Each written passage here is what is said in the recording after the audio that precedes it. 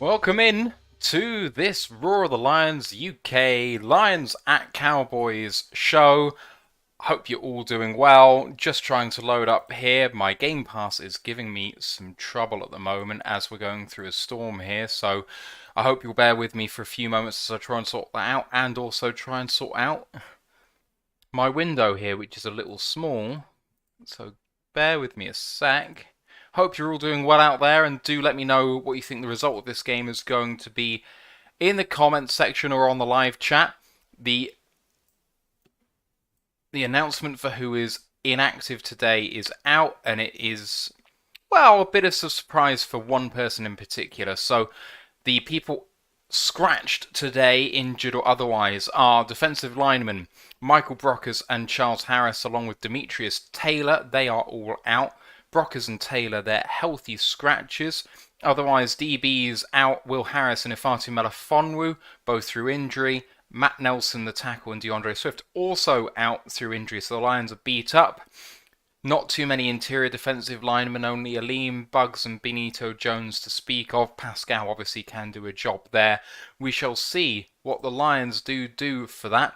We have our fingers crossed. Cowboys come into this game as between 6.5 and 7.5 point favourites, depending on exactly where you get your figures. So they are quite big favourites, but around where it's, a touchdown here or there. Oh, and we've got Megan in the chat who's giving us some jip there. 24-20, she says, to the Cowboys, sorry, not sorry. The return of Dak Prescott, how is that going to factor into this game? Now, my own theory with it being an injury to his thumb is that he's going to come back and look a little bit iffy, not be quite on it, but we've seen this story before. The Lions have a habit of making some of these quarterbacks look good when they're coming back for this sort of thing. So, let's see what happens. Geordie Manjon says, are we worried about Turpin, their return guy? I mean, sure, worried about all of their weapons, and he is a bit of a lightning guy there too, but I would be more worried about trying to stop Zeke and Tony Pollard, to be honest. If we can do that and we get beaten through special teams, that's fine. But there we go. Megan says, could do, still going to have the dub. Could well be. Could well be. I'm really excited for this one. Got Ryan Farden representing the UK Lions fans. He's out there in Arlington, Texas, so hopefully he's going to bring a good luck all the way from over the pond to Dallas. We shall see. I'm not particularly hopeful. In the pre-game show that we actually filmed yesterday, I did predict a win for the Cowboys. I think it was 24-20 actually. So Megan, me and you are on the same page. She says just facts. I humbly agree actually with that, which is unfortunate, but there we go. I do find it funny that we've drawn the number one commentary team in the NFL today. First time in a while that we've had Jim Nantz and Tony Romo breaking down this one. I'm a big fan of Romo being able to call out the plays, so I'm looking forward to watching this one as just a fan. 2 minutes until Red Zone goes live. I will be providing updates as we go on the rest of the games in the NFL this Sunday. Thank you for joining me. I hope to have a couple of other guys maybe come on during the show, but I do not know. If you've got any questions, any comments in there, please let me know. Love to hear from you. Love to get some chat going. Geordie says, finally, good commentary crew. Couldn't agree more. It makes a massive, massive difference. I have to say, we have drawn in, the last 18 months, people like Aqib Talib, who I've really enjoyed. But we seem to get stuck with a mediocre commentary crew at best.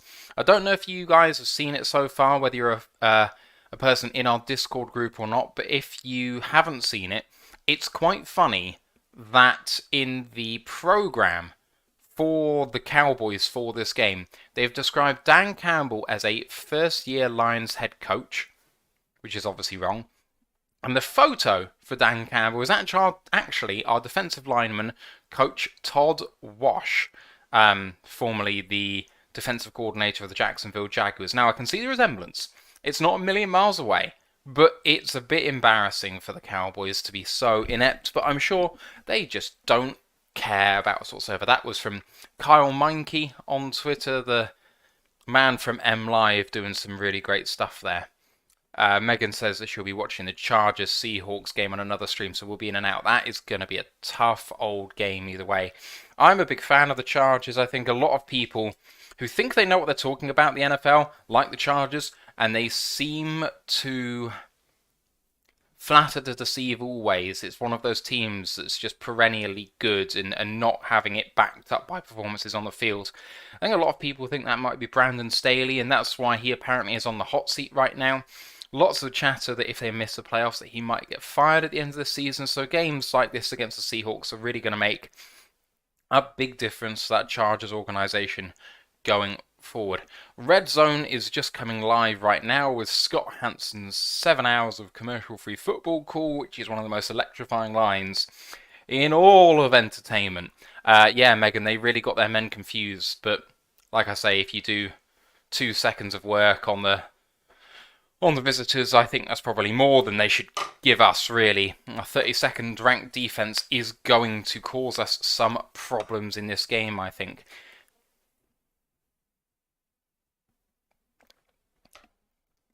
Other matchups today, really interesting actually. Tampa, Carolina. Tampa really struggling, even though Carolina have no head coach. That is not a gimme today, especially with that offensive line against Carolina's fearsome front seven.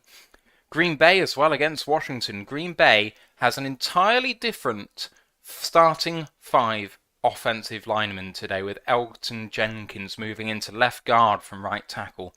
So that is going to be interesting to see, because Washington also has a really good front seven. No Carson Wentz today as well. That might really help them.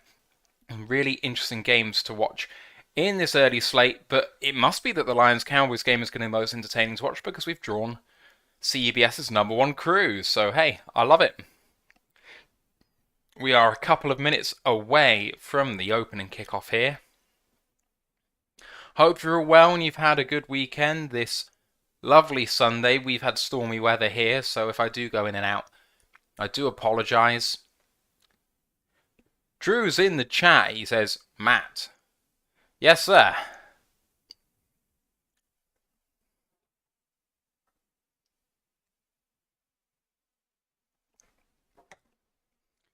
Other games so far in this early slate: Browns-Ravens, Falcons-Bengals. Falcons-Bengals could be a really handy game, actually. I'm looking forward to that.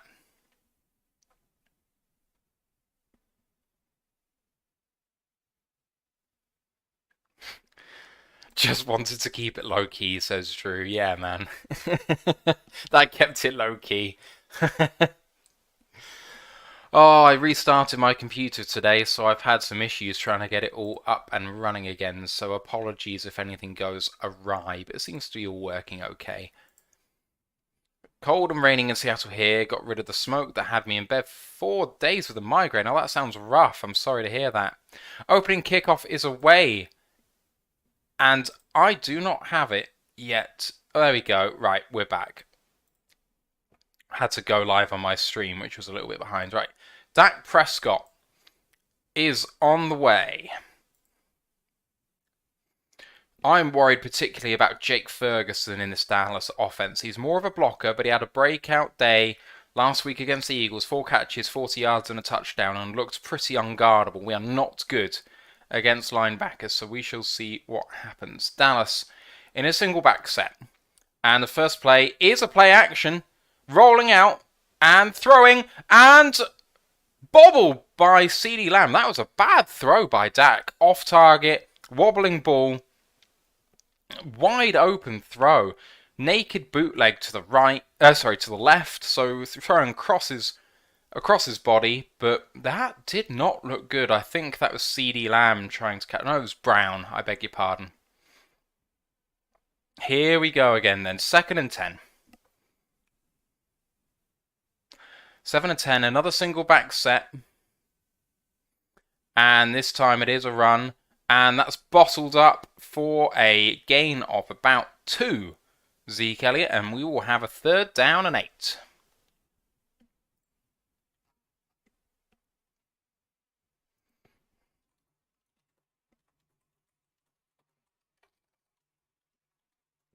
Lions starting out with a reasonable defensive set. Lee was wide open on that first play, but just missed by Dak. 3rd and 8 now, and an early opportunity to get off the field. So they come out in shotgun with 2 men in the backfield. An early snap, blitz, and Dak is sacked! And that is Aiden Hutchinson! Let's go! Woo! Oh, I love it! Yeah, baby! Hutchinson coming off the right edge, and he's held big time. And actually, Hutch is not the first guy that gets there. I think that's Alex Anzalone. Oh, Dak did very well to hold on to that ball. 4th and 17. The Lions get an early 3 and out. And when can we say that? We forced a punt. We forced a blooming punt, guys. Let's go! And Dallas get the punt away high. Lions have blockers in front. And nicely taken. And, ooh, big hit. Big hit on Khalif Raymond, but a good return.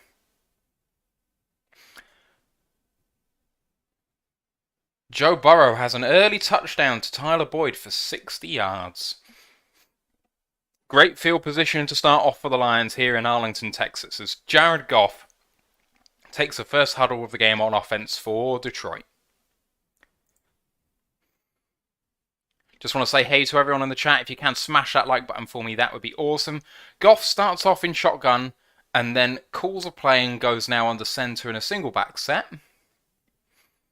And play action, he also runs the bootleg to the left. And a nice throw to TJ Hockenson for a first down. No, that's not Hockenson at all. That's Brock Wright. Number 99. That's a great start for the Lions. First down on the very first play for 12 yards. Let's go, guys.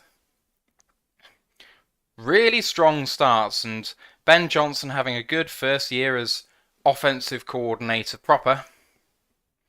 That was really, really nice design. Nice recognition by Jared to call that. He's now in shotgun on 1st and 10 at midfield. Changing the play again, coming under center.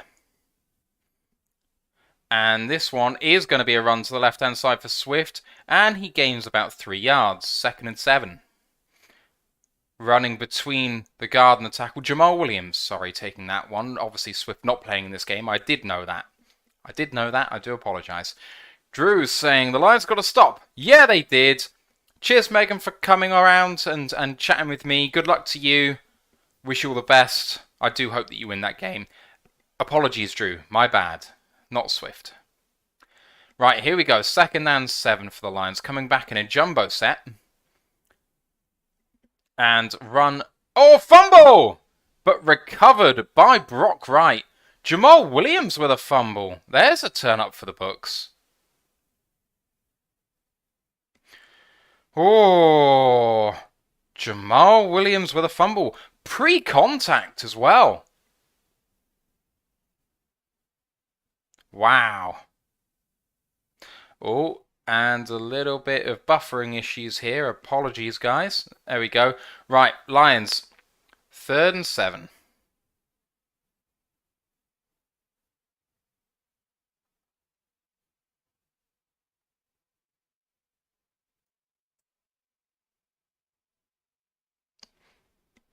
And 3rd and 7 and stopped. Reynolds on the rush denied. That is not good. Not good at all, and the Lions should be forced to punt here. Cool Down Rat says more 2 tight end sets due to wide receiver injuries. I expect so, yeah. Apologies for the stream issues there. 4th and 7. Punt team out for the Lions at the Cowboys 47. Not going for this one. Jack Fox, highest paid punter in the league. He bobbles the punt, but does get it away. Looked like he hit that a bit too fine and could not get that back in. That is a touchback and a gain of only 27 yards net. That's a shame. A shame. Right, let's have a look at red zone now as Dak comes back out for the Cowboys.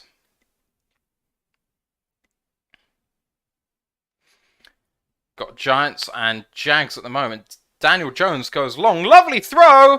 And what a catch! Darius Slayton for a long touchdown for the New York Giants, going up early against the Jacksonville Jaguars. Lovely touch throw by Daniel Jones. Oh, yeah.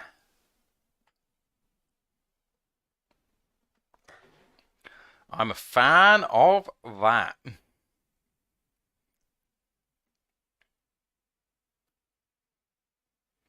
If it stands... Oh, that might have come loose. Cleveland, 1st and goal against Baltimore. From the 8. Running play up to the left. Chubb gets free. 1 man to beat. And stop short. It'll be 2nd and 2.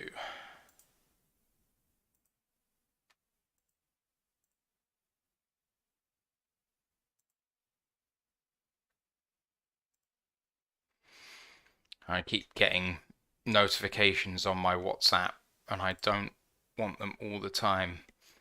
Frustrating. Oh well. Never mind. Future Lion Daniel Jones, says Drew. He could be a free agent, and we could be in the market. All right, Cleveland 2nd goal from the 2. Running play to the right, and it's a walk-in touchdown for Chubb. Cleveland take the lead early as they seek to stay in touch here. They're 2 and 4 against the 3 and 3 Ravens. They really do need to get a win in this one.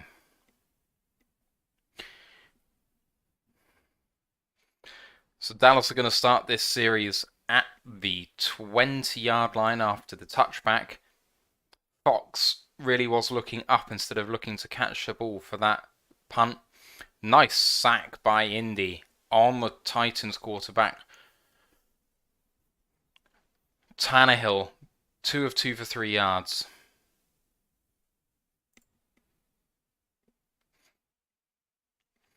Cooper Rush with a fantastic 4-1 record with Dak Prescott away.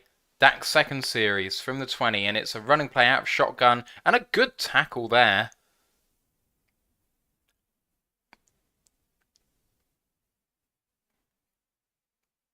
By 93. Which is Josh Paschal, his 1st tackle as a Lion. There it goes. Right, 2nd and 8 for the Cowboys. Snap. And Dak completes. Good tackle by Malcolm Rodriguez. Cuts him short. It will be 3rd down and 1. Maybe 1.5.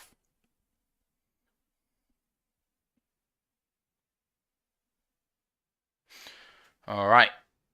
Dak Prescott coming in now, 3rd and 1. Can he get his first down back healthy? He's coming up to the line. Under center. Trips to the right. But here's a run play to the left. And looks like they might stop him short. And they do stop him short. What a tackle that is by Jeffrey Okudah. That is 2 consecutive 3 and outs for the Lions. What a start.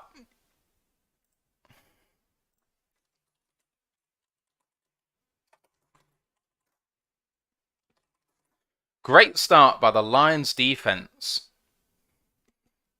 If there's anything that we could have wanted more, it was that, and Okudah is clearly pumped up. Anzalone was also around on the play. Zeke not getting it done. Drew says, I love that you get so excited. Man, I live for this every week. I don't care how bad they are. I'm just glad to have football. And Anger with the punt. And this will be fair court. At the 30 by Khalif Raymond. And Jared Goff comes back in for his 2nd offensive series.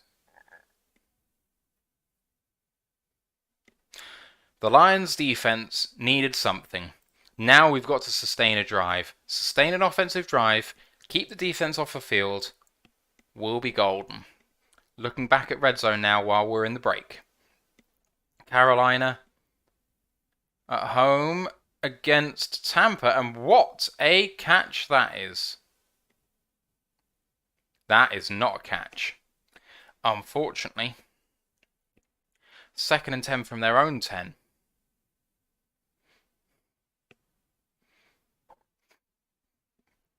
And that was no good at all either. Drew, if you want to come on at any point, you're more than welcome to. Be good to have you.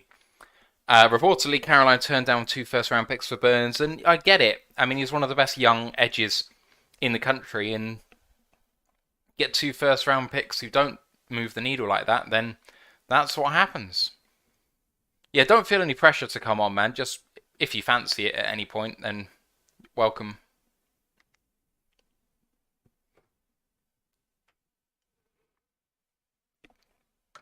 Who is that Carolina quarterback? Is it PJ Walker? Could well be.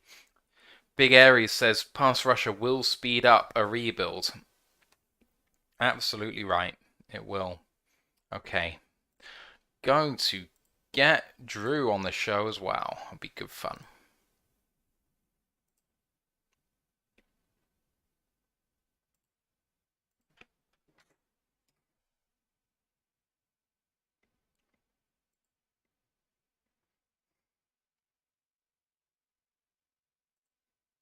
Something about American adverts I absolutely love. All right. Packers against Washington. Pressure coming in his own end zone. Throwing dangerous, but broken up by the Washington wide receiver. Thank God for that on their behalf. Oh, they're reminding everyone of the 2014 NFC wildcard game where the Cowboys got very, very lucky at the end of the game, missing a controversial call. It was a rough game, that. Romo over Stafford. Shame.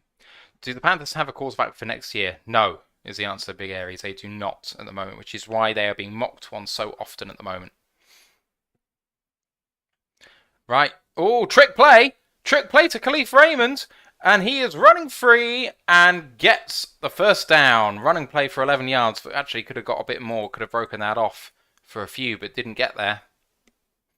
But really good play. Little reverse. Fake the handoff.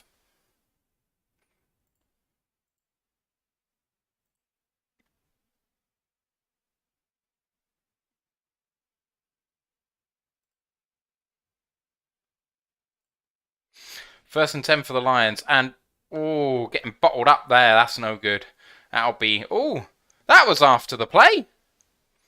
Thrown down behind the line after the whistles go, but not called. Loss of 1, second and 11. There's DeAndre Swift on the sideline, monitoring things.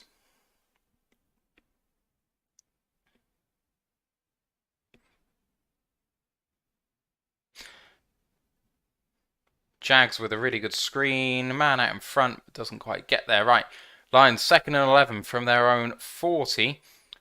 Play action. Goff throwing check down short. Nice move. And Craig Reynolds with some great staying power. And he does make it for a first down. Let's go. Reynolds, dependable, gets the business done. Nice play action, good catch, good running. Take a big hit there too. That makes it all the way forwards. I mean, with 2 first rounders and drafting one in 2022. I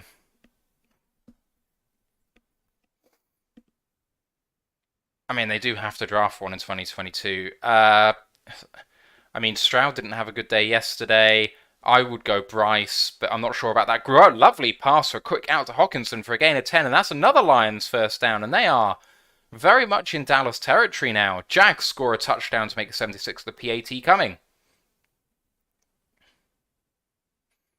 Lovely play to Travis Etienne, who gets over for a nice touchdown. You go Bryce Young? I don't want to, but if you're Carolina... So if you're Carolina and you have to go quarterback, I just don't trust Stroud. He doesn't do anything remarkable. And even though Bryce is physically limited, if Bryce turns out well, he's going to be incredible. If CJ turns out well, I don't know what his ceiling is, but I just don't rank it that highly. But we've talked about this before, and I need to actually do more. We did talk about this before. I need to do more research. I'm spouting out absolute rubbish. To be honest, I don't know what I'm talking about. So that's okay. I mean, right now, halfway through the college football season, we won't know until after the new year. So, but it'll be fun. I think that the Panthers probably could not go wrong with either guy. I think you're probably right. Lions churn out another first down, getting to the 24. I can't believe Williams fumbled already. Jamal never I mean, fumbles. Ugh. I mean, it doesn't happen often, but I mean, it's bound to happen just by like the Yeah. amount of carries that he's going to have to get. But Goff is 4 for 4 so far, so that's a good sign. He's coming out, he's making his throws quickly, he's knowing where he's going, and he's executing, and this is when he looks best. Yeah. Oh, man, in the backfield, Craig gets round him, but it's still a loss of 2. And that was Dante Fowler coming around the right edge. Lovely play. 2nd and 11 now, just outside the red zone. Oh, that was Evan Brown whiffing, I think. Unless it was it Decker? Oh, yeah. Brown needed to pull and didn't do it fast enough from left guard. Rough. Right. 2nd and 11 from the 25.5. Goff and shotgun. 11 personnel. Quick throw to Amon-Ra Brown and a gain of 5, if we're being generous, maybe 4. Ooh, Amon-Ra slow to get up. Amon-Ra slow to get up, and he looks a bit iffy. Sorry. How you doing, man? It's been a while. Oh, I'm doing well. Things are going well. My sister's birthday. We're celebrating my sister's birthday today, so I'm only here for the first half or so. Okay. But yeah, hopefully the Lions come out of the bye. I mean, and they've got a game plan, and hopefully Amon-Ra St. Brown is okay. Amon-Ra Brown going in the medical tent. I think he was flagged immediately for a potential concussion, which is rough. I don't think so. With the new rules, doesn't that mean that he's out?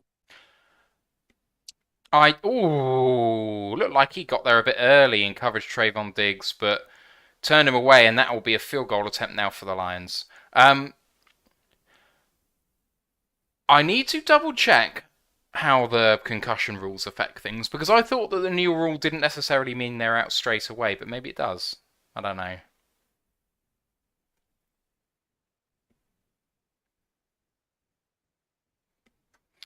I am obviously behind you. Michael Badgley is actually taking a kick. Oh my god. And it is up and good. Lions have a lead. Have a lead. 3-0. Badgley is money. Right. Let me have a research of the concussion rules.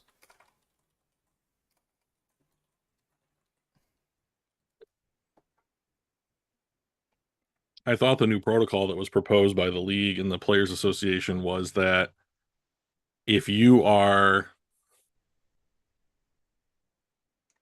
put into the tent to check for a concussion, that you are out until that you can go through the actual protocol.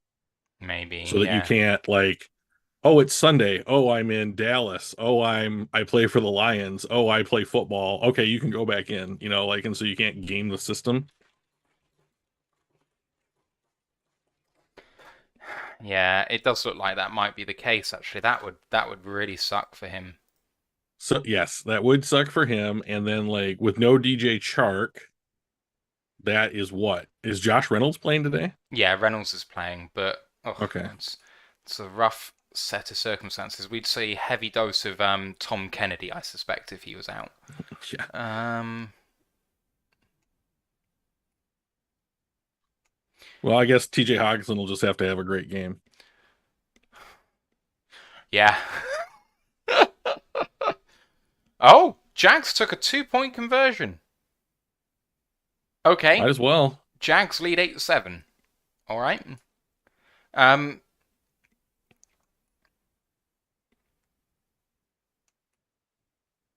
just reading the NFL press release about all of this. So while you're doing that, did you see what Austin Seibert, the former Lions kicker, put out on his Instagram the other day? No, I did not. He apparently, I don't know when, like maybe back in February or something, he had torn abductor tendons in his groin.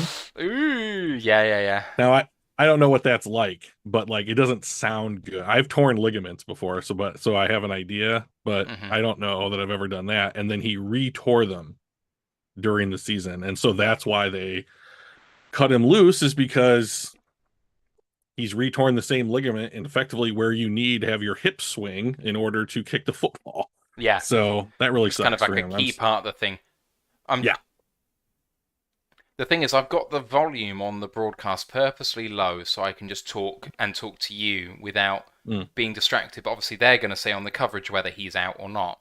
Um, so I'm reading the press release, and it says if you do have, if you are showing symptoms of, is it called ataxia? Okay. Uh, where's the exact word? Ataxia, a term describing impaired balance or coordination caused by damage to the brain or nerves. If you have those symptoms showing, then you are not allowed back in the game. Okay. But I think there's a difference between someone being told to go to the tent for possible ataxia and actually being assessed as having, it's just an evaluation, I would say at this point, but I don't know. Right. So you Reverse, Dallas throwing a reverse and being stopped for only a gain of 2 or 3. The Lions' defense is playing heads-up better? football. Well, it's those reverses and fairly simple-looking plays that seem to give us trouble. So the fact that it doesn't seem to be at the moment is great. Aaron Jones' touchdown for Green Bay against Washington is unfortunate, but there we go. That was a CUDA again, Yeah, Okuda is getting breaking it that done. up. Yeah. Ooh, You know, wide trips to the left here on this play, very wide, forcing the Lions to be in man.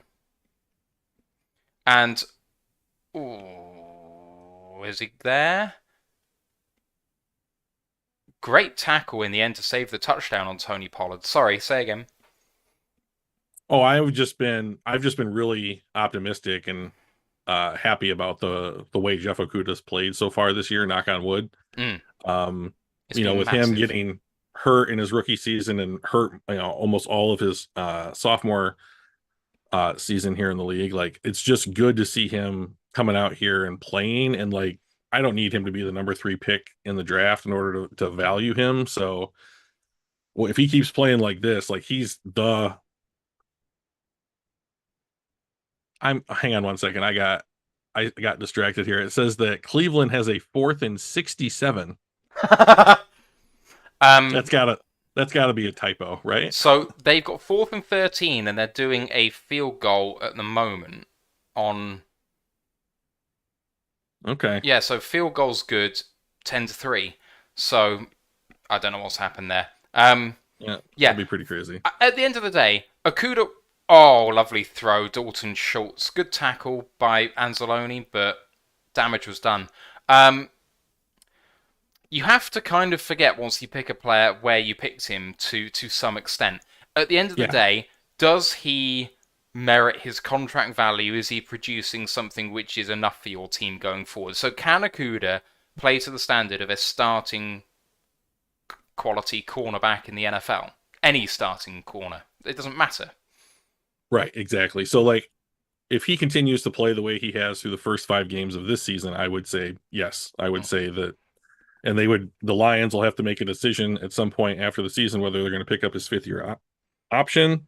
And if he plays like this, I don't see how you can not pick it up. So Yeah, I mean, at the end of the day, it still represents a big discount on a true CB1, and if he can produce anything, if he can stay healthy and just keep producing as he is, not the best in coverage, not a complete liability, but not bad, better than anyone else we have, and the best yes. tackler on the team by far, then Hmm. that's enough right now. We don't have very many Yeah. options, so He's a piece, right? Like you're not gonna get rid of him in order to bring in somebody else you're unsure about. So, especially when, as it stands, Amani is not coming back. So we'll see. yeah, Yeah, Brent said Akuda was it's my choice for breakout player of the year so far. He's been looking good. And Cool Down Rat went to a thing we were talking about before about wide receivers, saying is Maurice Alexander playing, and I do believe that he is. He was signed to the active roster yesterday, mhm. so I believe if they're doing that, they're doing it to play him today. Although I haven't seen him. Um, we haven't had a kick return yet, Right. so we won't have seen him on special teams. I haven't seen him line up on offense, but I mean, he could have just been one of the wide receivers I didn't see. So Right. Their numbers on their jerseys don't exactly jump off when they're all set up in their offensive pass set. So, no. um, but they just restructured the contract of Oh, Vitae. fumble by Green Bay! Oh God, punt return fumble on the catch, and now Washington in the red zone against the Packers 7-0 down in That's Washington. cool. Come on, And punch it in. they've got Heineke at their quarterback, right, this week. I presume it's Heineke. I can't really see whether it's him or whether it's Howell. I haven't actually looked that closely. Yeah. Is that? I wish they'd turn around.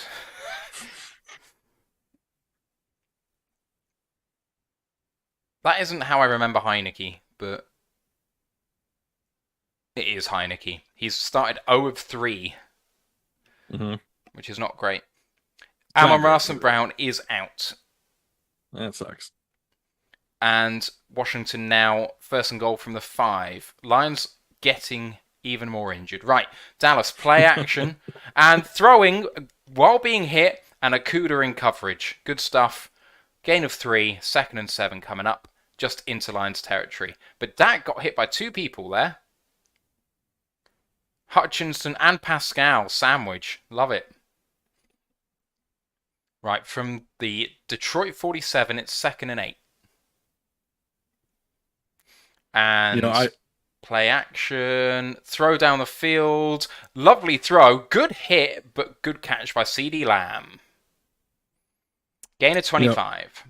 It has felt like whether it's Hutchinson or somebody else playing off the edge, that they're always like one step away from getting that sack or, stripping the ball or forcing the incompletion or something. 1st and 10 for the Cowboys from the 23. It was good coverage by AJ Parker, but he got his arm up at the catch point about a second too early. If he'd timed that right, he could have broken it up. Run by Zeke up the middle and gains about 7. I cannot believe what they are paying him. And then Tony Pollard's on their roster. That was Pollard, actually. That wasn't Zeke. My bad. Oh, gotcha. Yeah. I mean, Pollard is going at 6.5 yards a carry. He's really good. He's a really good running back. And they're definitely not paying him as well. No, they are not. The fact that he's been able to carve out carries from Zeke with what they're paying him should be testament to how productive he is. Yeah.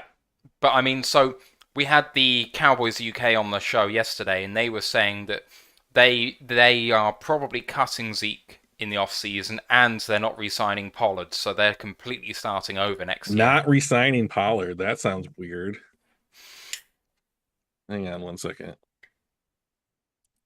I don't know. I mean, how much are you going to be paying him? He's going to want a payday. He's in a sort of odd spot like Rashad Penny is, apart from Penny has injury history, but they've got similar production.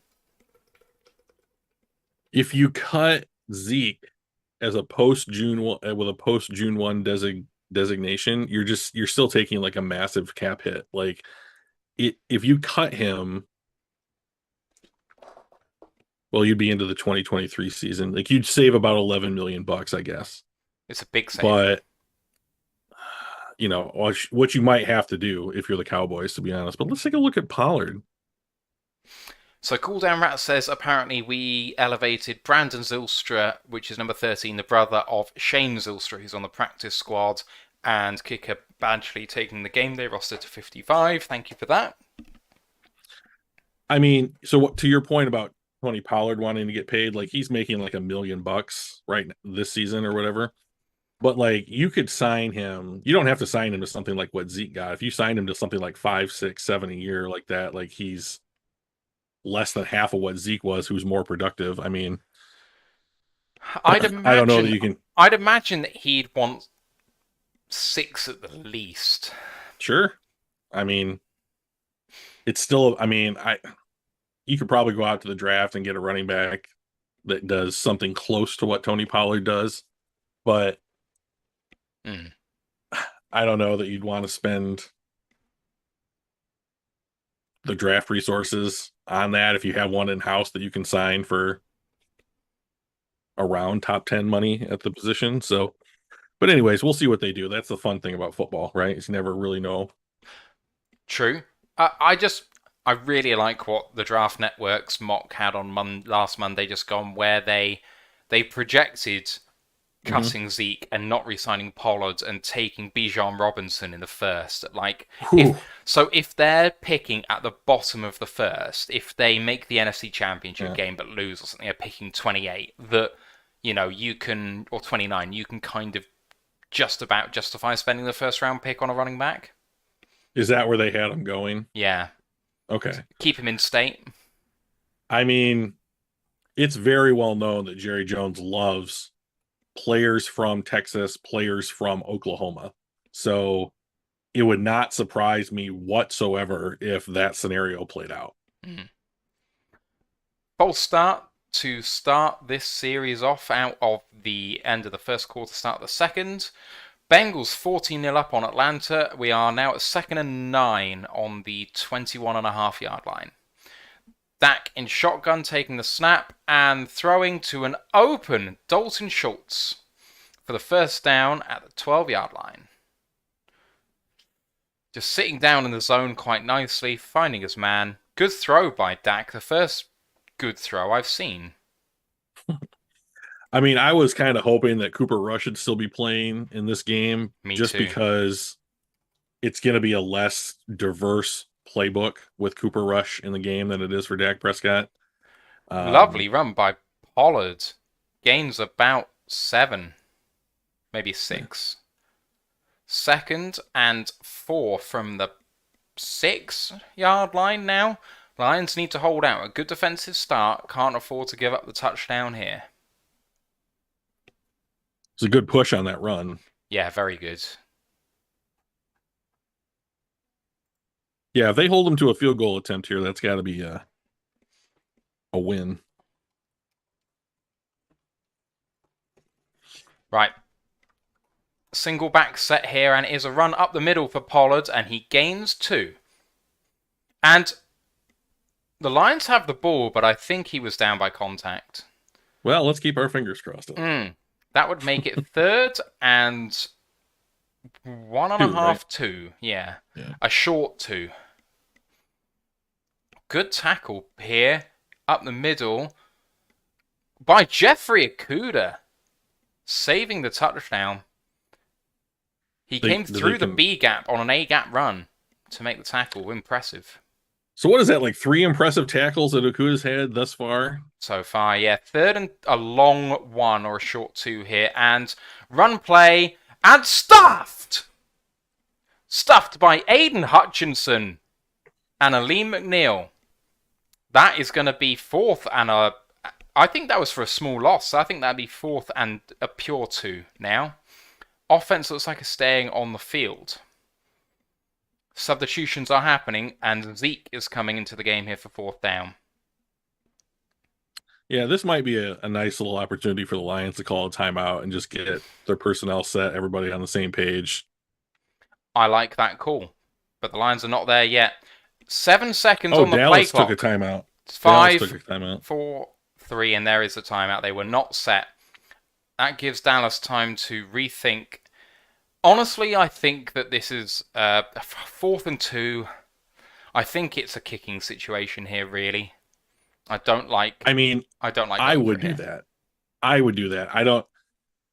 So this is this is kind of where we don't know what analytics they're telling, the coaching staff. Like, is this a good position or whether or not to go for it? Like, I would take the points here, right? Like, knowing if I'm Dallas and I know that I'm playing the Detroit Lions and St. Brown may not be out, maybe out, and all this other stuff, I would just take the points, even it back up, and then look to play the long game here. And they are doing that. Brett Mayer is coming into the game to attempt the field goal, which is a good call, I think. Big Airy says, don't disparage the rush, purely my CMU grad coming out there. And Brent in the YouTube chat says, it's refreshing to see a second round defensive lineman actually playing. Paschal's had a good day so far. Yeah. The field And goal is good, 3 this to is what you'd 3. hope, right? Yeah, absolutely. He's looked very solid in the run, which we all knew is what he could do in college. Best defensive lineman against the run last year in college, I believe.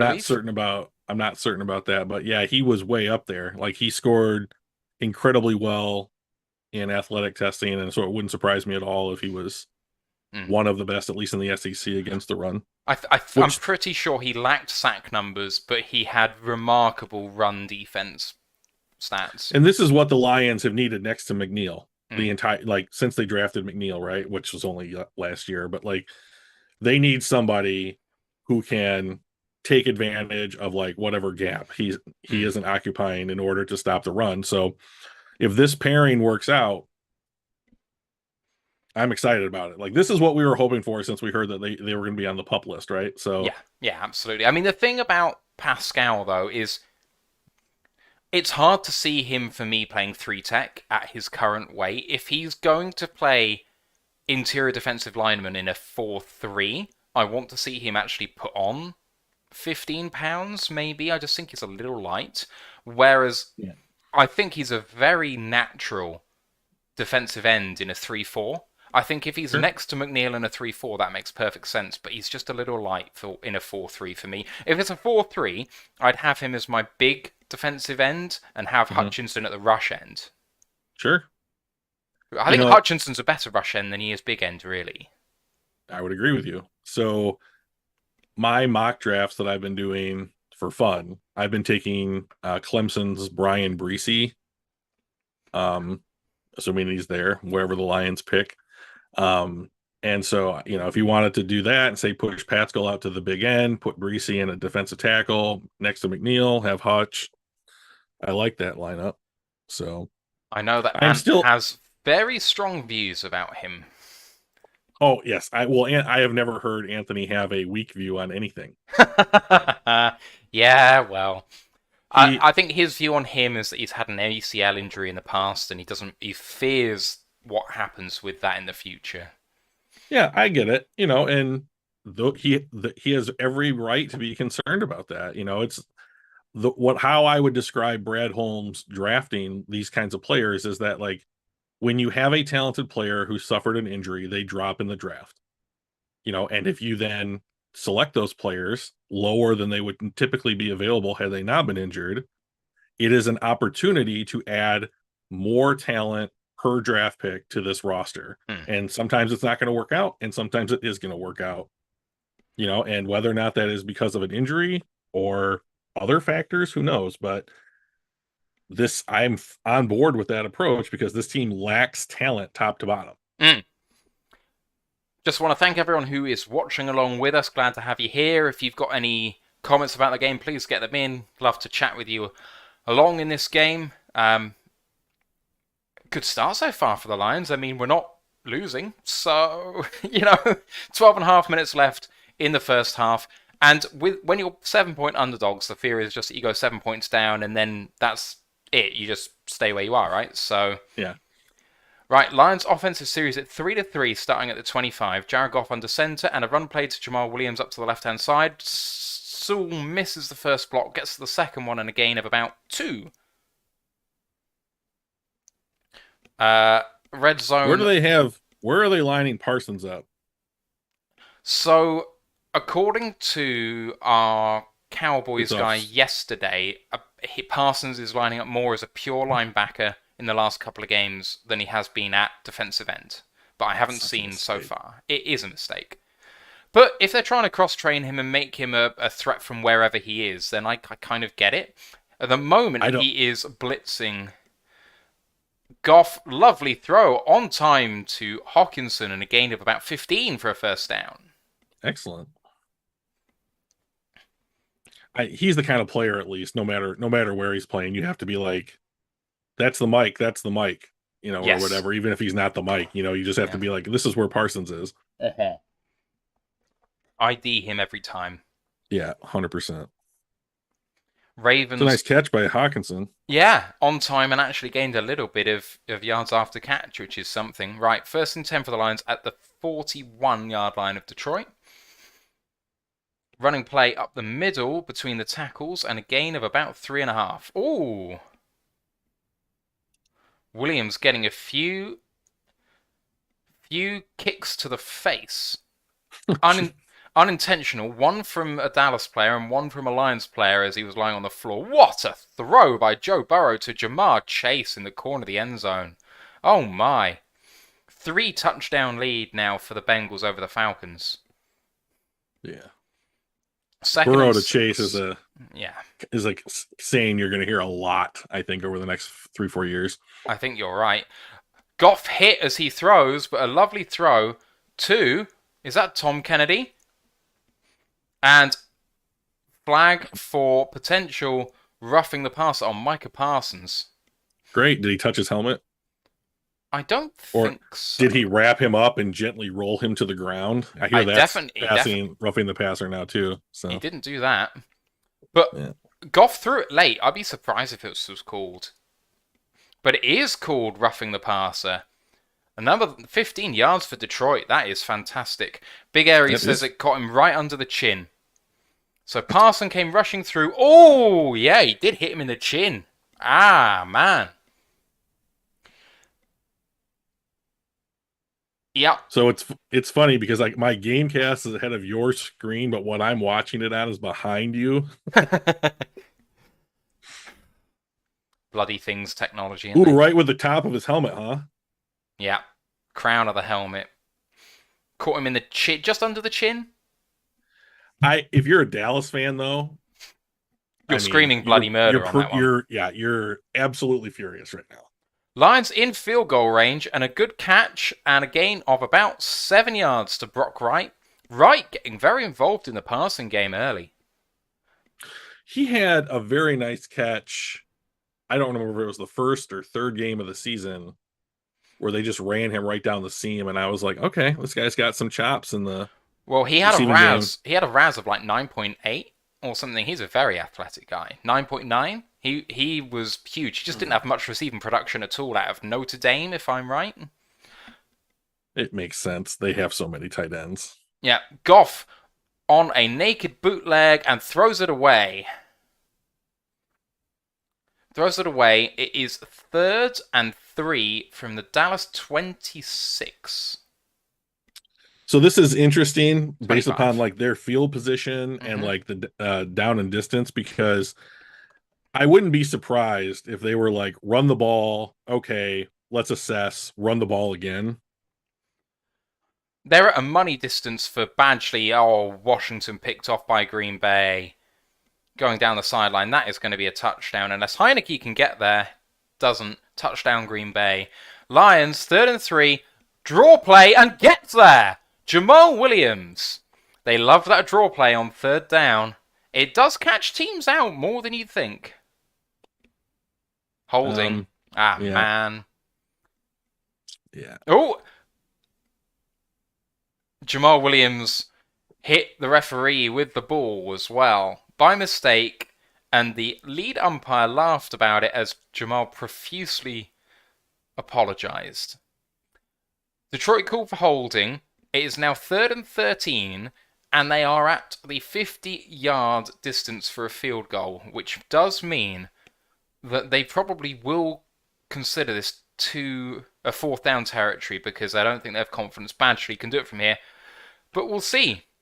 I don't know. Well, they get like, say they got like a 6-yard gain or something like that. Then you're on the 29-yard line. You can, then it's a borderline decision. I don't know. There's confusion for Detroit here. 7 seconds left. Free rusher of Parsons, and it's a screenplay. No, Reynolds needs to gain a yard or two here. He gets bottled up for no gain. That doesn't sound good. 4th and 14. I think you're not punting on the 34, right? And you're probably not trying to convert on 4th and 13 here, so right? You've got to field goal. Yeah. I think you have to at least attempt it. I think they could punt. I think it's possible that you punt here. On the 34? They are going for the field goal. I know it's from the 34, but it is all about whether you can pin them inside that 5. I think Fox has got the leg to pin him inside the 5, and we've got the coverage unit to do it. But it's a 52-yarder for Badgley. 4th and 13, it is up, and there's a flag on the play. It is up and good. The flag thrown as soon as the kick went. That could be offsides. But it was from the back, Judge. Maybe the center was covered. If it was, I'm just watching the play now. Let's see. If that's considered covered, then field goal is good. That's pretty, yeah. No foul on the play. Field goal is good. Lions lead 6-3. MG in the building saying, beat Dallas. We are beating Dallas. I'll tell you what, though, for the Lions being the most exciting team to watch in the NFL, as it was said in a press release a couple of days ago, a 6-3 game halfway through the second is not what I was imagining today. I'll take it. I will take it. I will absolutely take it. I was so concerned that they were going to come out and Dallas was just going to like start rolling, or whatever. But I like this recipe for the Lions to win. Like, even if it is a close game, like they have the opportunity to gain the lead back, right? Dallas is playing to either tie or what happened. So like I like where Detroit is right now so far in the game, at least for this half. The thing is, the Lions beat themselves so often that all the team has to do is keep themselves close, and they'll probably just win it because we make a mistake. I don't think teams need to take risky plays. They just don't. So I don't expect them to do that sort of thing. But if they do and they convert, then it's even more devastating. Cool Down Rat said it's going to be Kennedy's day. It's going to have to be. And it's going to have to be Craig Reynolds' day, I think, as RB2. And he's, for the large part, has done the business so far. In that last play, he didn't have a hope in hell of converting that. So, okay. I did think, so we were doing our score predictions yesterday, and a little part of me had in my head 14-10. And while that requires a couple of touchdowns, but it's just one of those where you hope the Lions' offense is going to bounce back. But we did score 0 2 weeks ago, and Dak Prescott's first game back, is this done any good? Well, if it's a bit iffy and we can bottle up that run game, maybe this is just a low-scoring game waiting to happen. And I thought about saying it, and I was like, nah, it's not going to happen. Yes, Brent, unfortunately, Amon-Ra Brown out for the game. He must have been not diagnosed, but an official worried that he had, and I can't remember the name of the word, ataxia. Ataxia, I think. Sounds like ataxia. So if you are thought to possibly have that symptom, it does appear as though you are out, regardless of if you actually have anything wrong with you or not, which is prudent, but a shame for him. And didn't they place DJ Chark on the short-term IR? Yes. So he's out for this game and at least the next 3. Yes.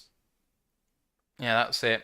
Right, Fox kicking off. And nice long kick and a touchback. Lions lead 6-3, 7:59 left in the first half. Cephas is healthy, is that right? No, he's not healthy. He's on IR as well. Oh my goodness. Yeah, he went on IR after week, I want to say 3. Yeah. 3 feels about right. What is this team's depth at wide receiver? So it's Josh Reynolds, wide receiver 1, Amon-Ra Brown 2, and now he's out. Then you have Raymond, Maurice Alexander, Kennedy.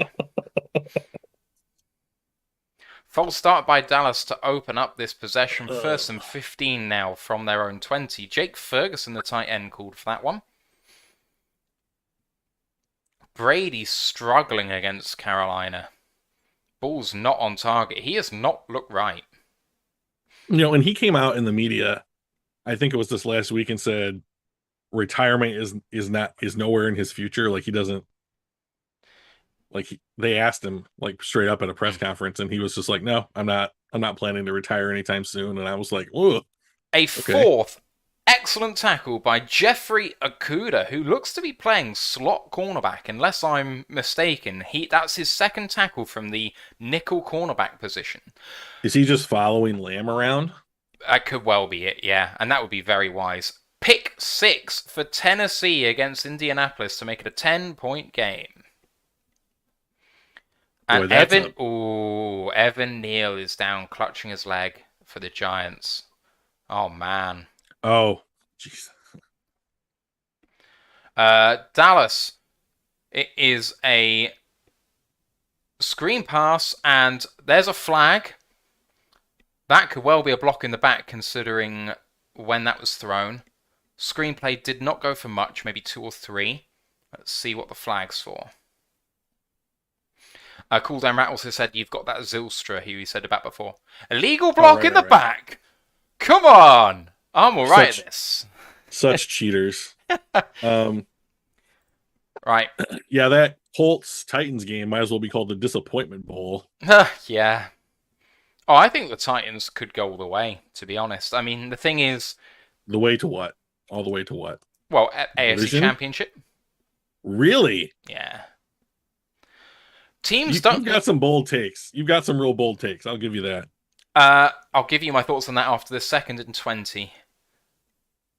In the shotgun, trips to the right. Dak, 3-step drop and throws deep. Oh, should have been picked! Kirby, what are you doing, man? That was broken up well, but really that was right in his hands, and that wasn't hard. 3rd and 20, but oh my god. Well, if they could catch, they'd be wide receivers, right? So Kirby, well, actually, maybe not. He got in front of Lamb, and then he took a hit from Anzalone as well. That's good play. Actually, maybe he shouldn't have caught that. That was hard, but he will feel like he could have had that.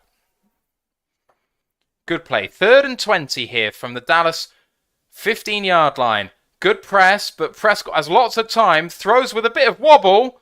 And Okuda in coverage. Gallup and him got a bit tangled up. But that is a 3 and out. And the Lions get the ball back 3 points up. Yeah. Okay, so through Tennessee. a quarter and hang on one second before we go to Tennessee. Through a quarter and a half, how much better has this defense looked? Oh, it's night and day. Right. It's night and day. I'll tell you what, I haven't seen Amani on the field. Have you? I have not, and to be honest, I don't. It doesn't bother me. Oh, it doesn't bother me, but with Bobby Price on IR and Will Harris out with injury, and Jeff playing nickel. Right. I'm not certain that he's not hurt. He had some injury either late preseason or first or second game of the year, and then he came back and then he was just literally terrible. But like, I'm not 100% convinced that he's not active but injured. So it just doesn't seem realistic that he had showed growth in his position play over the first 3 years of his career, and then to just fall off to this extreme without like a scheme change or a coaching change or any other factor is so unusual that I'm struggling to find a way to account for his lack of quality play. It really depends whether you think he was a good cornerback to begin with. Yeah. So I guess that's true. I've been on the train of him just being bad, and he had some ball production last year, but he was still getting burned in coverage, especially the drag routes over the middle. He cannot cover anything going sideline to sideline. He just doesn't have the speed. That's not a failing of his in terms of anything mental or anything like that. It's just he's not fast enough. And he doesn't have the sort of elite recognition skills to make up for that. And all that's happened is that he's continuing to get burned like that, but he also hasn't had the ball thrown his way to pick it off to kind of make up for it either. So it sucks, but hey. Yeah, I think that we'll see some pretty significant investment in the secondary this offseason. You can't just have Jeff out there. I mean, no. Did you need 3? Sorry, you go ahead. I just think that you need like 3 or 4 quality cornerbacks, and we have 1. You know. Did you see my most recent mock on our Discord? I did not. Fill me in. Let me I'll look for it. let me review what I did because it was a little bit up. Uh, so I traded down a couple of times just because it was Sure. fun, but Right.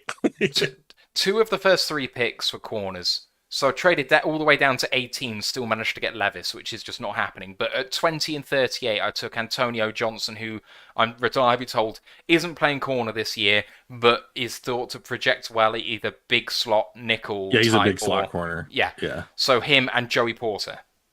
Sure. Yeah. I just think that would be a slam dunk. You have then Akuda on the outside, and maybe you bring in one vet to mentor the group, and I think that would be perfectly fine. Yeah, I'm looking for it right now on your Discord. Where are you said you took October Porter? 21st. Oh, the 21st. Oh, here we go. Levis, Johnson, Porter, Flo. You're aware of Flo's injury history? No, I'm not. It's extreme. Okay. That's bad. But to be honest, I like that draft. I just love seeing Jaden Reed going in like the low 200s because I think he can be a very high upside receiver. Oh, does he play for Michigan State? Yes. Oh, he can't. He can. He can't. No. No. Right. Why? Well, I'm a huge fan of saying don't scout the helmet, but in this case, I'm Oh, pretty Goff much scouting the sacked but helmet. held on to it. Yeah. Oh. Goff Third and 15. frozen by fear. Cowboys to the left of him, Cowboys to the right of him, and he goes down. Play action, and Jamal just can't get there. And who else is beaten on that play? Let's see. Sewell? No. So Goff drifted to the left-hand side of the Decker. pocket, and Yeah. Decker. I think Decker was beaten. It's just he maintained his block for as long as he should have needed to, and Goff drifted to the left. I wouldn't say that was on Decker. Right, 3rd and 15. Goff drops back. Pass to Raymond, who gains about 11. 10, 11. Be 4th down and 5, and the punting unit should come out here. It should come out. I hope they come out. And Goff is leaving the field, so the punting unit comes out. Big Okay. Airy says the Lions have taken the development guys in the DB room. It's absolutely true. But Kirby Joseph Yeah. has played very well. Yeah, and there's pros and cons with that because like Tracy Walker was playing pretty well for the Lions before he got hurt. And so his injury allows the snaps that Joseph is playing. And to be fair, Joseph is developing quite nicely. I've liked some of the plays that he's made since he's been forced into action. But he's gonna have to keep developing, right? Lions Because going to be Iffy called for Melifonwu- delay of game here, unfortunately. Sorry, say again. Oh, well, is this on purpose though? This delay game? No, they got the snap off about half a second late. Okay, well, that's a bummer. But Melifonwu has now been able to stay healthy, and it's all these like soft tissue injuries, which unfortunately don't ever really go away most of the time. So it's looking like I wouldn't say that he's trending to be a developmental player anymore, but like if Kirby Joseph can keep playing this way, what do you do at safety across from him? I mean, because this year it's Deshaun Elliott, but like, what about next year? I mean, is Walker back for game one? I mean, like, do you resign Deshaun Elliott? Like, you're paying Tracy Walker $11 million next year. But I don't think Deshaun Elliott's going to get a big payday. I think he's played well, but I don't think he's played that well. I would imagine re-signing him would come with a similar deal to what he's on at the moment, unless he has a big uptick in his form. I think that good teams need 3 good safeties, really. I mean, Okay.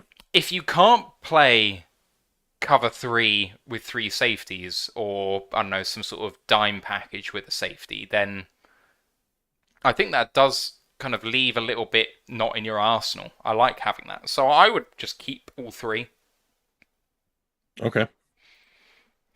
And I mean, if you can have it some sort of like Elliott playing a little ahead of the other 2, and maybe it's not a true cover 3, maybe it's like cover 2 with Deshaun as like a deep linebacker, or like kind of linebacker hybrid safety. I don't know. That might work okay.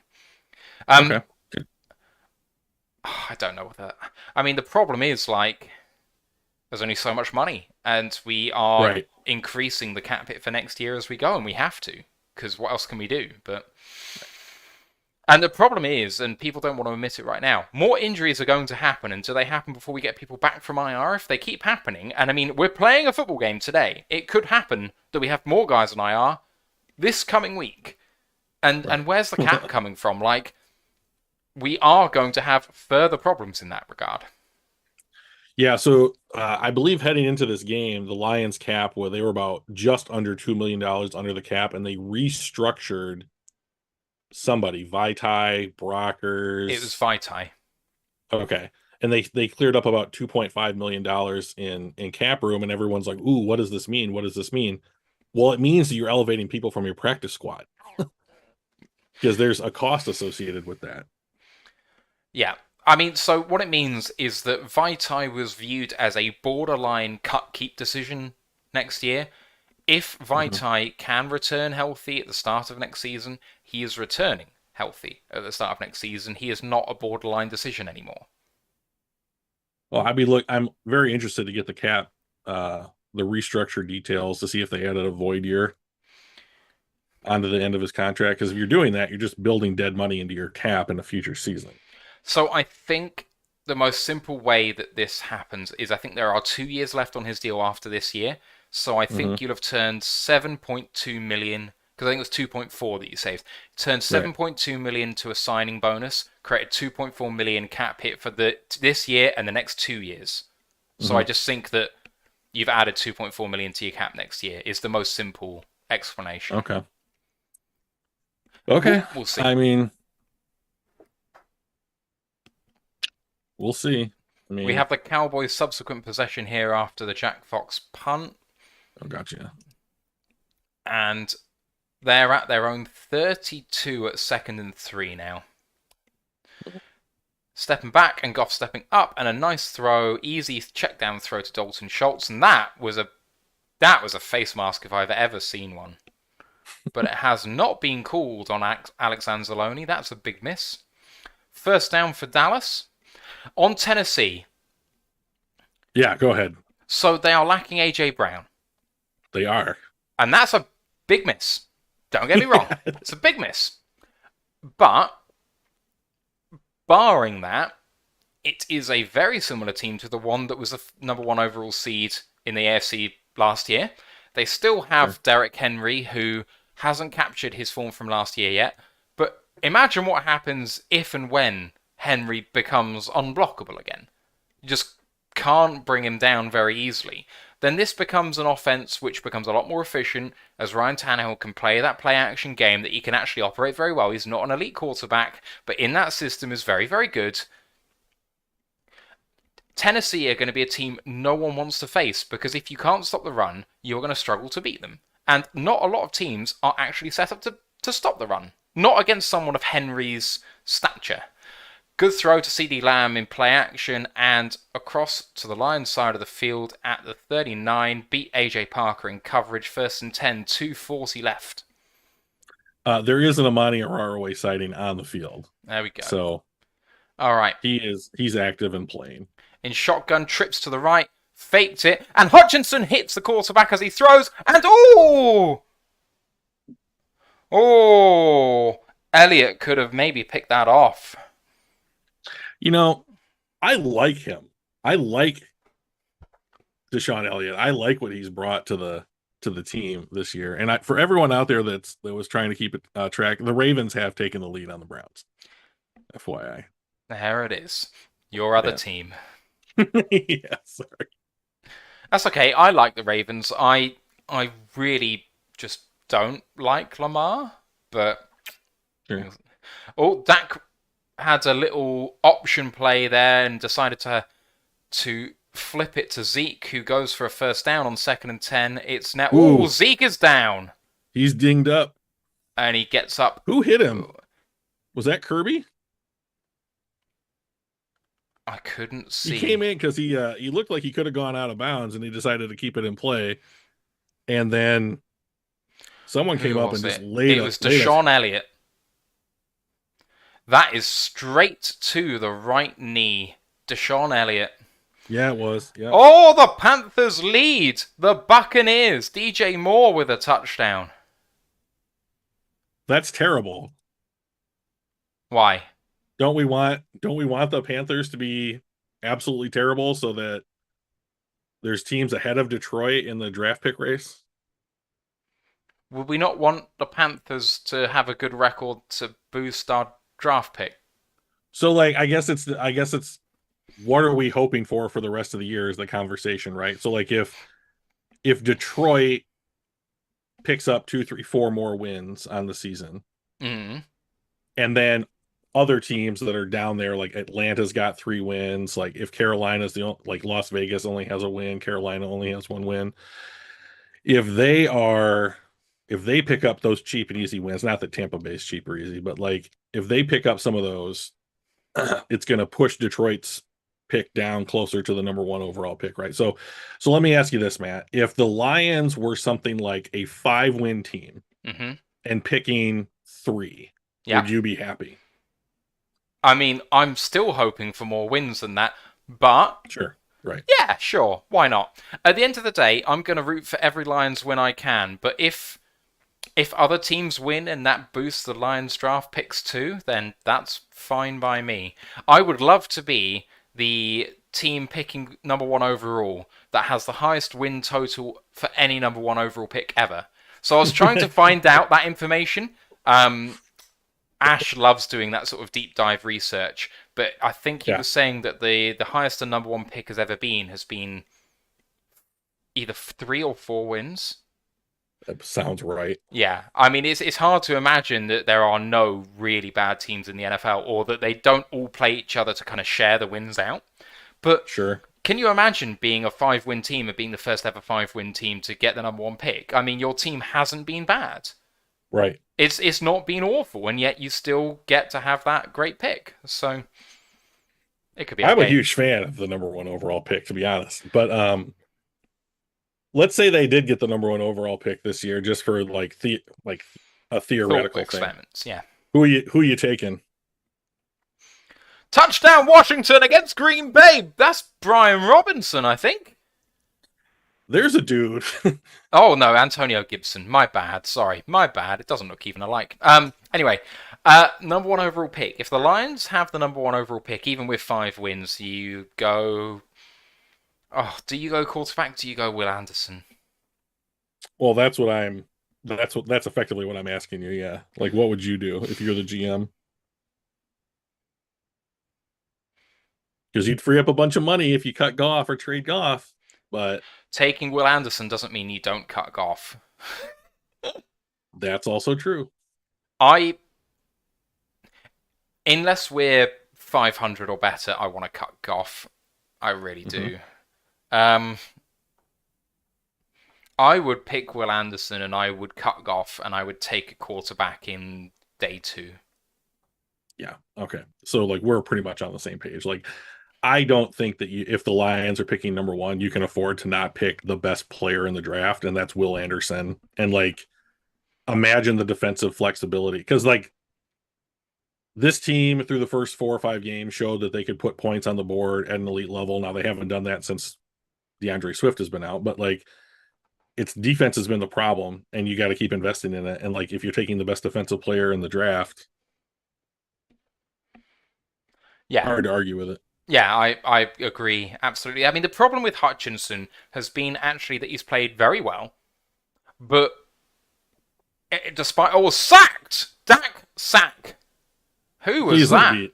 Please let it be Aiden or Paschal. I Please. think Austin Bryant was on there late. Sounds like Austin Bryant. So is that a Quara in there? It's a flag. Illegal contact on the defense. Bloody hell. Automatic first down. Deshaun Elliott. Oh, well, that's a bummer. So that makes it 1st and 10 now. Again, that's a real shame for the Lions, who would have backed up the Cowboys in this important stretch, since they are now in the red zone at the 20-yard line. Yeah, the problem with Hutch is he's double-teamed so often. I know it's a line who the defenders run out there, but if you said to me, Okay, but we can remove that problem by not having him double team so much. Good pass. Oh, what a hit by Kirby Joseph and a fumble! Lions There have we it, I think. well, Yeah! Come on! Yes! What a hit by Kirby Joseph! What a fucking hit! yeah, that's great, man. See, this is the thing, like so like in all of these super close games that the Recovered by Lions Amon-Ra. he's doing something positive. That's fantastic. Of Is all this these out? close games, the Lions still are not winning the turnover battle in those games, right? Mm. So at the minimum, this is taking away an opportunity for Dallas to tie it up. Oh, that was a legit fumble. It was fumbled in the air, Yeah, 3 lines around it, and Amani didn't have it initially. no, this is going to be like one of those you pulled it away from some dude at the bottom of the pile fumbles. Yeah. But Anzalone with his patented come in flying knee, knock the ball out move that he loves so much. what a hit. Boom, there he is. Knocks it out with his knee. Well done, Oh, Amani. Dallas almost recovered that. What a turnaround for the Lions. yeah, that's awesome, man. This is the kind of thing that the Lions have needed to go their way in order to like shift some of these like close games, right? So Mm. imagine if they go down, even if they eat up the rest of the quarter. I mean, you only have a minute 45, right? Jamal Williams with a hand and a first down for Jamal. Boy, That. he does not shy away from contact No, he at does not. all. Mm-hmm. And the thing is, all we needed to do was get one first down there and we control the clock for the rest of the quarter. Now, they can't burn their timeouts and get the ball back, I don't think. But the Lions are hustling. 1:20 Yeah, left in the so quarter. this has got to be the Josh Reynolds train, right? Mm. Now you're not backed up, but we are running it again with Jamal. And that's a 3-yard gain, 2nd and 7. 1 minute to go. Detroit has all 3 timeouts. They're now at their own 19.5-yard line. Yeah. Oh, Jags fumble. Jags fumble at the New York Giants 1-yard line, recovered in the end zone for a touchback. Oh my. Similar proceeding to this game, the Lions game. I did neglect to say to Lady Lion 20 in the chat who said, let's go Lions. Hell yeah, we are doing this. And Cool Down Rat said, I love being a few seconds ahead of Matt to hear his reaction. There we go. Draw play for the Lions, and Jamal does get 5.5, making a 3.5 yard to go. 25 seconds left, and they do not have to run another play. And they haven't taken a timeout, so I hate running a play here. Yeah, me too. Take the half. There we go. They are taking the half. I mean, at the end of the day, if you run a play there, what's more likely? You turn it over for a touchdown or you score a touchdown. If you want to get a touchdown, take your timeouts as soon as you can, methodically move down the field, and if you get to midfield, throw up a Hail Mary. But they didn't want to do that. So Detroit. Do the Lions get the ball to start the second half? They do. I was just about to say that. Right. So there we go. Lions get the ball to start the second half. I'm going to go and have some relief. And I am going to go to a birthday party. So. Enjoy your birthday party. Man. I hope she has a good time. And thanks for joining me, man. Good to talk to you once again. And I'm sure we'll speak soon. Thanks for having me, man. All right. See you soon. And to everyone in the chat, I will be back for the second half in about 10 minutes. See you then.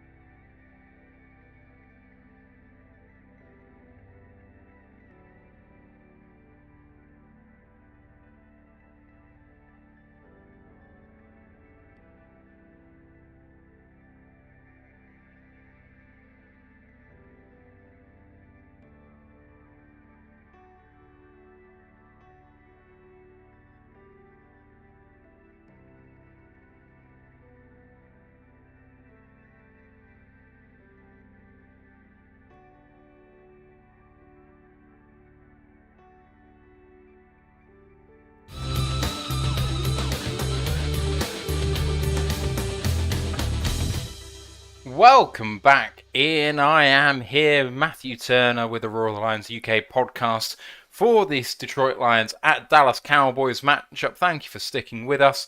The Lions take a halftime lead of 6-3 off the back of a really good red zone turnover. Kirby Joseph, big hit to Brown, the receiver, at the knee level, flips him over, loses the ball in midair, recovered by Amon-Ra to completely turn things around. The Lions, therefore, have not conceded a touchdown in a half for the first time in I do not know when, but Lions take a lead and have the ball at the start of the second half. A touchdown here could really put the cat amongst the pigeons. We are in the halftime break for the coverage, but it should be coming back in shortly. I'm just going to have a look at the halftime stats for you. Just had a bit of dinner myself here in the UK. It's 7:30 in the evening. I hope you're all well. Lions 6-3, as I say. And box score. Jared Goff, 10 of 12 for 85, eating a sack for 10 yards. Prescott, 9 of 14 for 104, and he's had a sack for 9 yards. Williams has been efficient, 8 carries, 37 yards. Craig Reynolds has only got 2 carries for -1 yards. Everything good going through Raymond. Dallas rushing the ball has gone at 4 yards a click across almost all of the running backs. Elliott 7 for 28 and Pollard 5 for 21. In the receiving game, no one's done much. CeeDee Lamb leads the way 2 for 45 and Hockenson for the Lions 2 for 25, as the Lions have gone 85 receiving yards in 10 plays and Dallas 104 in 9. Dallas have had a fumble, as have Detroit. Jamal Williams recovered his... No, he didn't recover his own fumble. Brock Wright recovered his fumble. And Brown for Dallas, his fumble was recovered, as I say, by Amon-Ra. Noah Brown, that is. On defense, Okudah has 7 tackles, 6 of which solo, and a tackle for a loss. Half a sack each for Anzalone and Hutchinson for Dallas. They're led by former Lion Jaron Kearse and Leighton Vander Esch, 5 tackles, 4 solo each. The kick is away, and it is a touchback. The Lions get the ball at their own 25.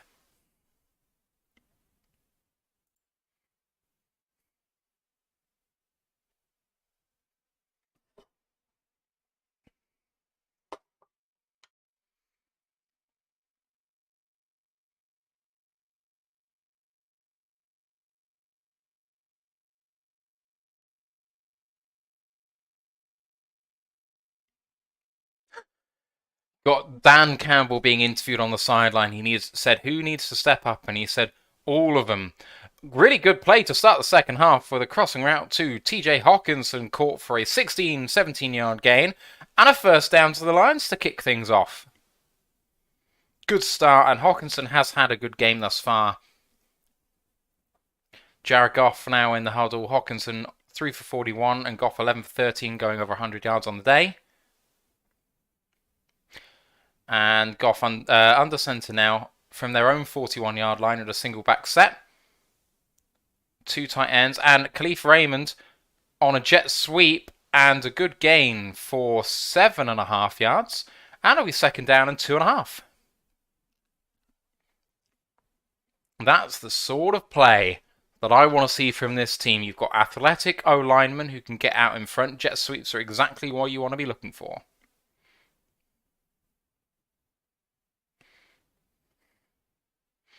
Also, at the moment, being shown on Red Zone, the Washington-Green Bay game.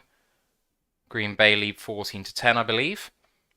All right, Lions on 2nd and 2. Fake the handoff. And throwing deep and intercepted. Trayvon Diggs, who kind of gave himself up, but then got back up. Jared Goff throwing that up, and that's an awful pick.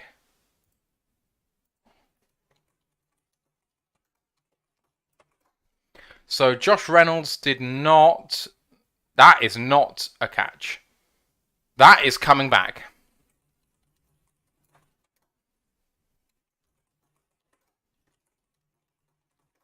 I'm pretty sure that's hit the ground. I don't think he has control there.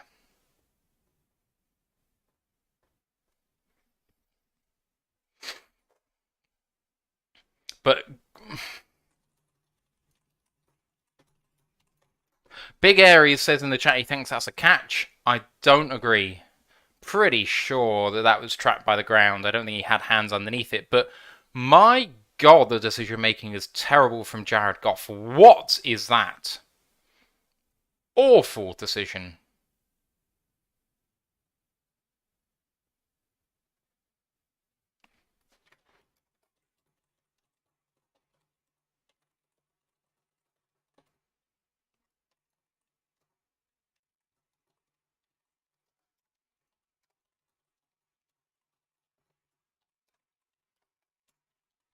Just having a chat in our Discord group, and if you want to be a part of that, just let me know. I'll stick a link up in the chat. In fact, I'll put a link up in the chat now. Let's do it.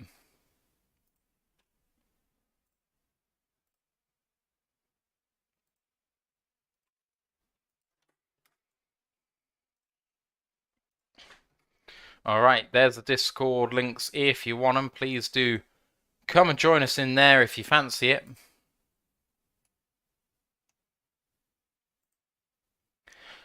Brent says maybe Goff thinks he's got Megatron out there. I'm not even sure Megatron could have got that one. That was massively underthrown and a really bad decision.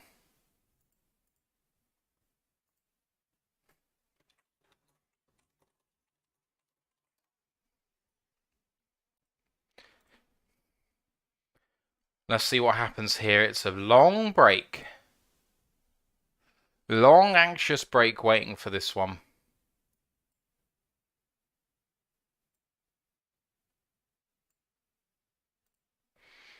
Right, we are coming back out of this break now.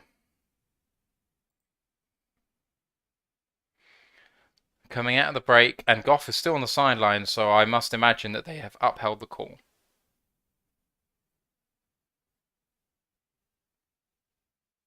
They didn't even review it. Unbelievable. 1st and 10 from the Dallas 18. So it was kind of like a punt, really.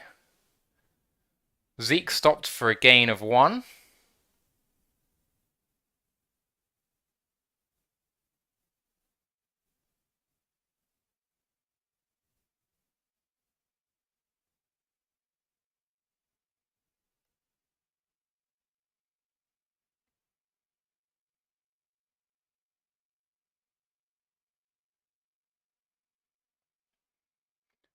Really looks like it's hit the ground. Prescott with a slant route, and it's a good play to Lamb, who converts for a 1st down.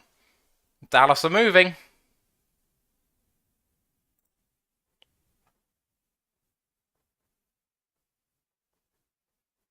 Elliott. He's there to eat. 6-3 Detroit. 1st and 10 Dallas.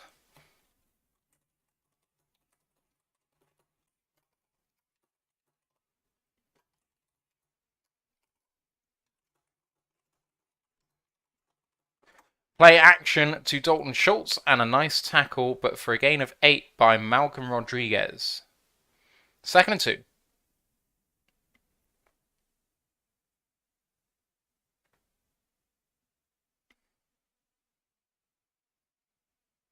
I thought turnovers were automatically reviewed.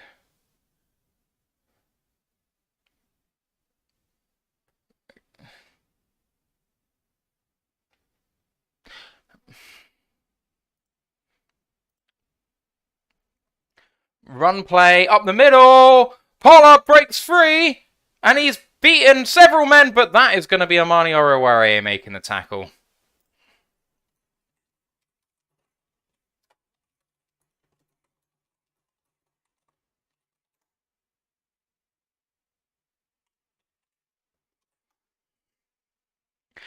Tony Pollard, and we're now down at the Lions 16. Cannot afford to let one go here.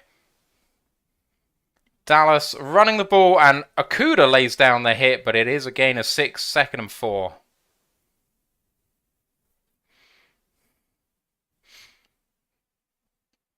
Brent says turnovers are supposed to be reviewed. Well, you can hear on the broadcast, it wasn't. It wasn't, it didn't, they never tried.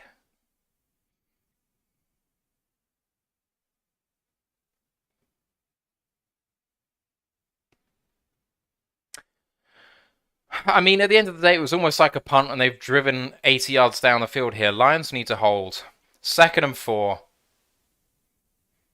Under center, and it's a play-action play. Corner of the end zone looks to be free. They're throwing it that way, and Jerry Jacobs did not get turned around, and he's called for defensive pass interference in the end zone. It's going to be 1st down and goal from the 1-yard line.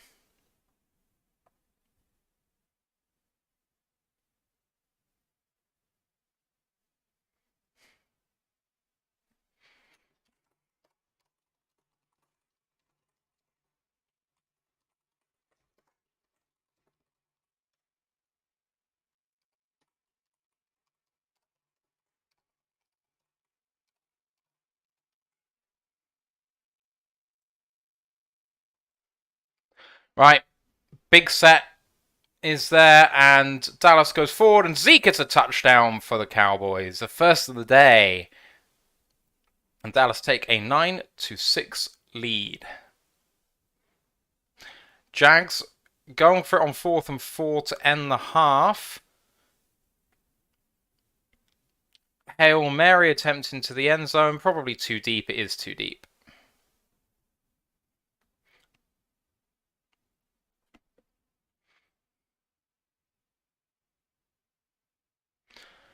Really nice crashing down, and Ezekiel Elliott with a touchdown.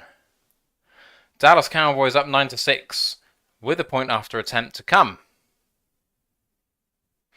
Big Airy says if that's a Lions tight end, it's not a penalty. I respectfully disagree. That was a very obvious shout to me.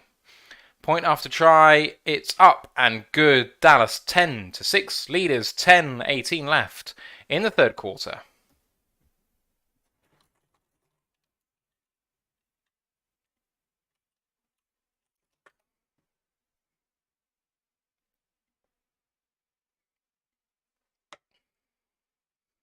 Lions need to put a drive together here.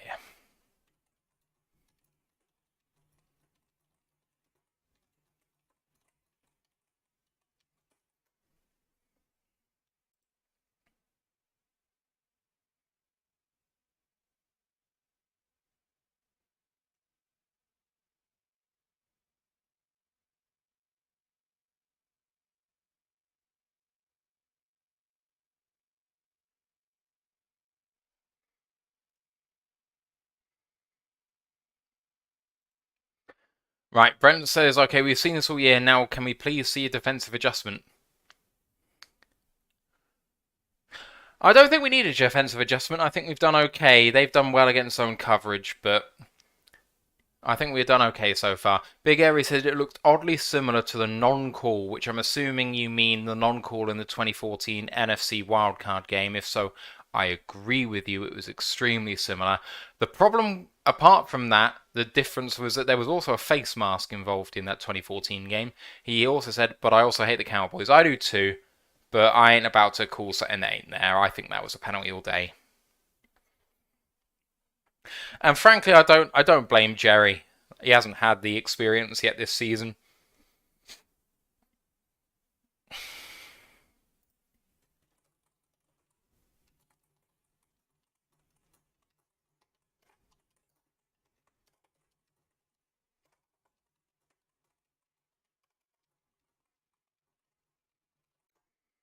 Right, it is still a 14-10 game in the Green Bay-Washington game.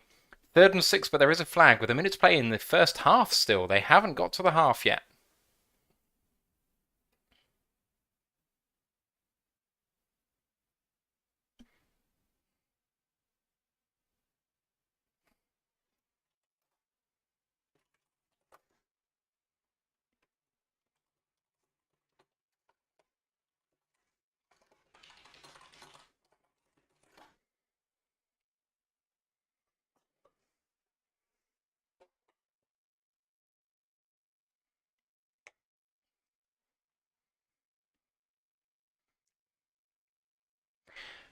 All right, we are coming out of the timeout here with the Cowboys kickoff about to hit the skies.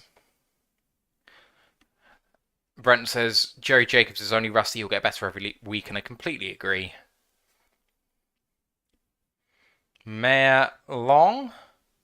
And in the end zone, that's a touchback, and the Lions come out to the 25, 4 points down, 10-6.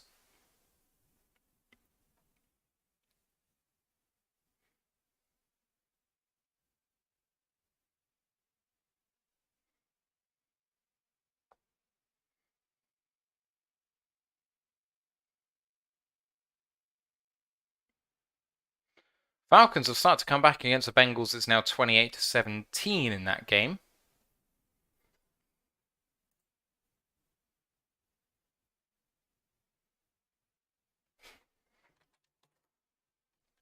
Right, Lions on offense, and there's a flag down, and that's a big tackle for a loss. So I don't know what happened there, but that's a loss of 7.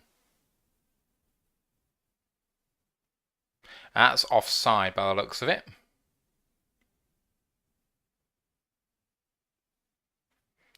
Alright, that wipes out a tackle for a loss and makes it 1st and 5 from the 30.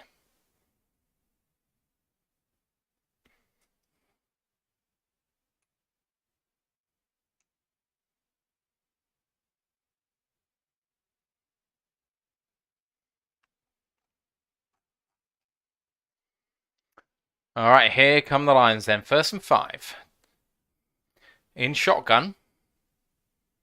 And 2-step drop and a nice throw on time. Lots of room and about a 15-yard gain to Khalif Raymond. Up to the 48-yard line and a 1st down for the Lions.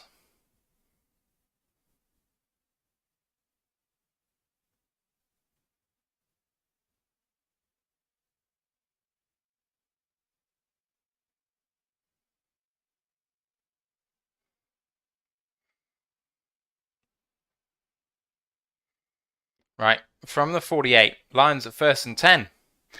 Their longest play today, 18 yards, and they just got it there. Goff, play action, got to step up, but can't, and he's sacked. Sam Williams with his first sack? Maybe his first sack as an NFL player. 2nd and 17 now.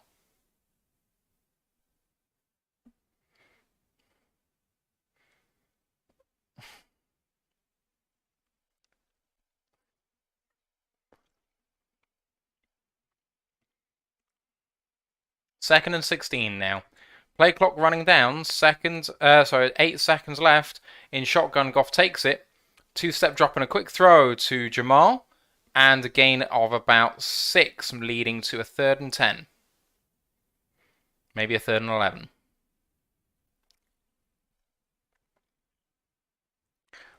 3rd and 12, I've misjudged that slightly.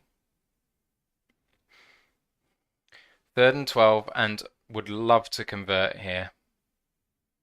Need it. Cowboys getting loud in Arlington. In shotgun, 11 personnel. Dallas bringing the house, but Goff getting outside. And is there room? There's not.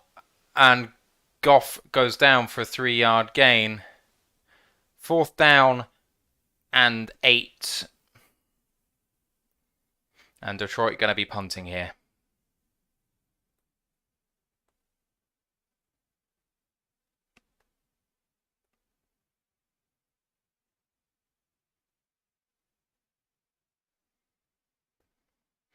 Brent says horse collar tackle.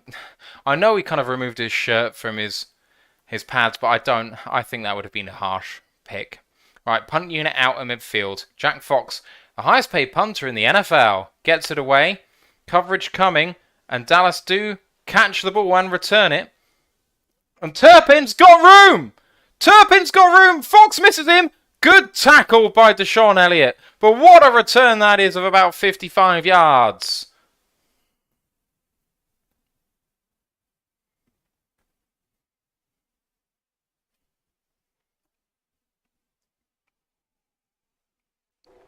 The Lions now in trouble.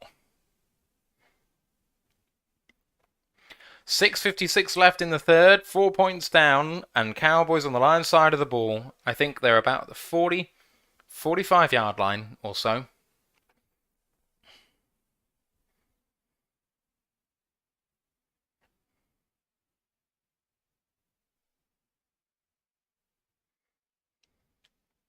Brent says special teams gaffes are killers.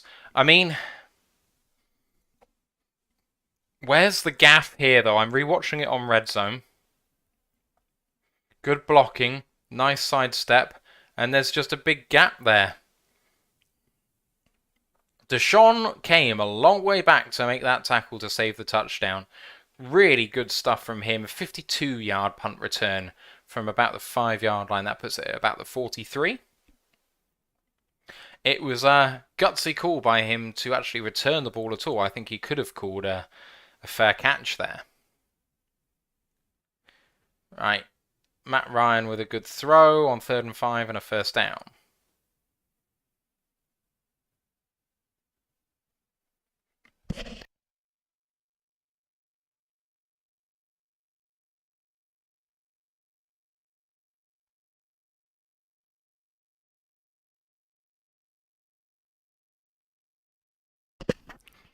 Brent said someone missed a gap. I think the person pursuing up the middle of the field was also meant to be taking potentially the gap if they were coming up as a line. It looked like everyone was filling a gap, apart from in that one place, and I think someone had just kind of over-pursued. Unfortunate, but there we go. Lions now need a huge defensive possession here.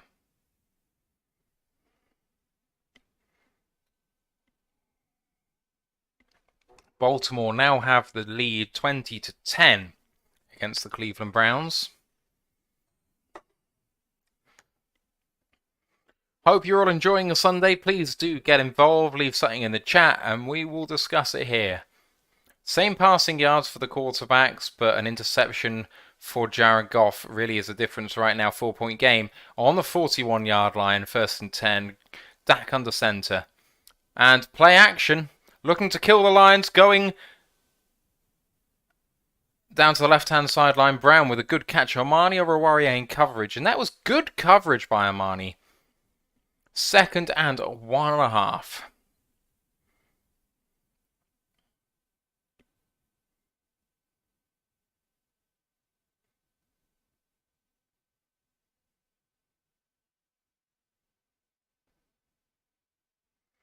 Dak now under center again. 2nd and 1.5.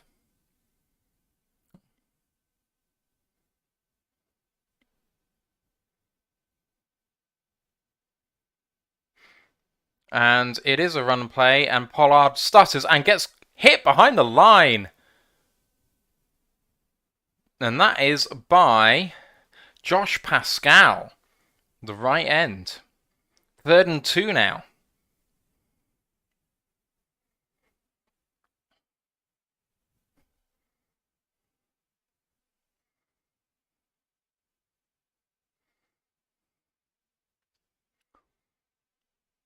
Third and 2 from the 32. Need to make a stop here.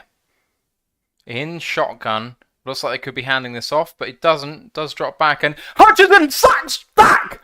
Oh, yeah, baby! Beat the right tackle off the snap and gets there. Dak could have spun away from that, but lost his feet. 4th down, and a much harder kick here. Hutchinson with his 2nd sack on the day!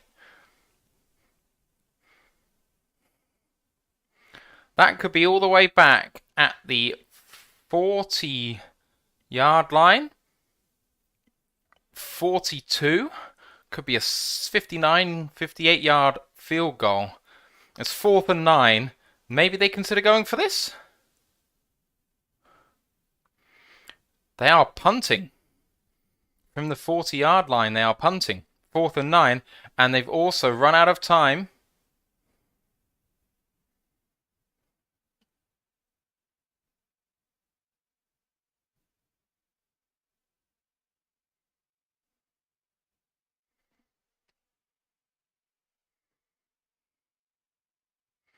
Lions take the 5-yard penalty.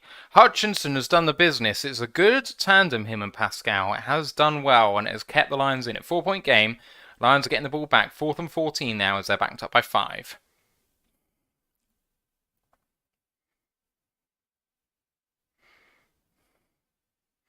Fourth and 14 now. 4.5 to go.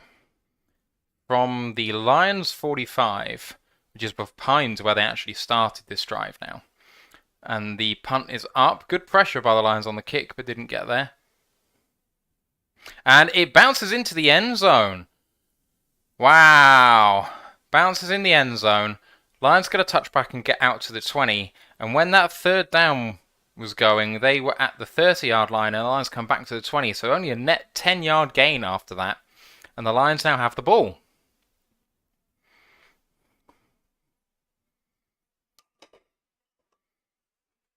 Lions are still in this game. Let's go, guys. Let's go. Defense is stepping up. There's a great point in the Discord chat right now from Ryan McCluskey, our own. He said, I can live with the D balling and the O struggling. The majority of our future pieces are on the defense. We want to see some good stuff from them. Not ideal, but what can we do? Lions need to get some points on the board. A 3-point shot here at the very least would leave us down by 1, and unless Dallas go for 8, that does mean that whatever happens, you'll still win the game with another Dallas score. Matt Ryan touchdown Indianapolis to make that a 1-score game in Tennessee. Oh, and Jacksonville breaking a big one out for Travis Etienne. Big run. Big Airy says, absolute vodka pear flavored and 7-Up is a refreshing combo. That sounds absolutely lovely, my man.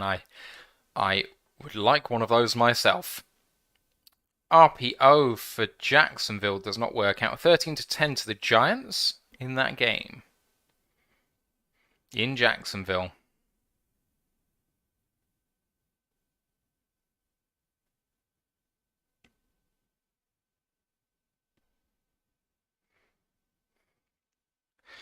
All right. Apparently Cleveland Browns have not converted on third down today. It's 3rd and 2. And a shovel pass. And they have converted one now. Down a couple of scores there. Jacksonville still on the move. At the 24-yard line, down 2. 2nd and 10.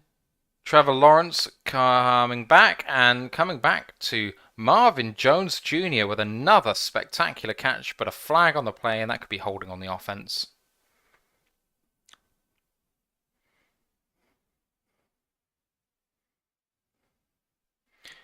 Coming back out of the timeout here, the Lions 1st and 10 at the 20. Big Area says, I'm out of luck. He's finished off the pear-flavored vodka. I'll have to get some myself.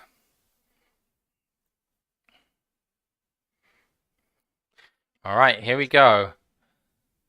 Trips to the left, single back set. And man crossing the formation, pulling guard, and a good block. And a nice run by Craig Reynolds for 8 or 9. Good down and distance now is 2nd and 2.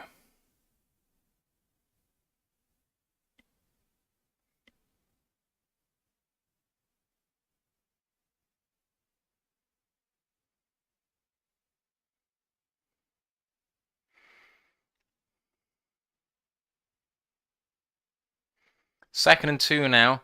2 receivers to the left, 2 tight ends in the formation.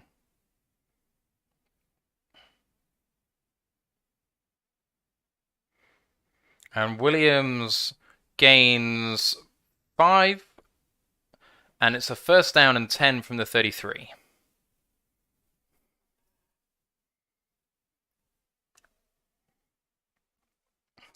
Detroit versus everybody says Micro Mike's chat. Ooh. I don't know what happened there. Apologies for that, everyone. My meeting timed out for some reason, even though I have no idea how that can happen. I'll put myself back in here. Hello again. Sorry about that. Zoom times me out. No idea how that happened. Detroit versus and Micro Mike's chat is cheeks with negative fans.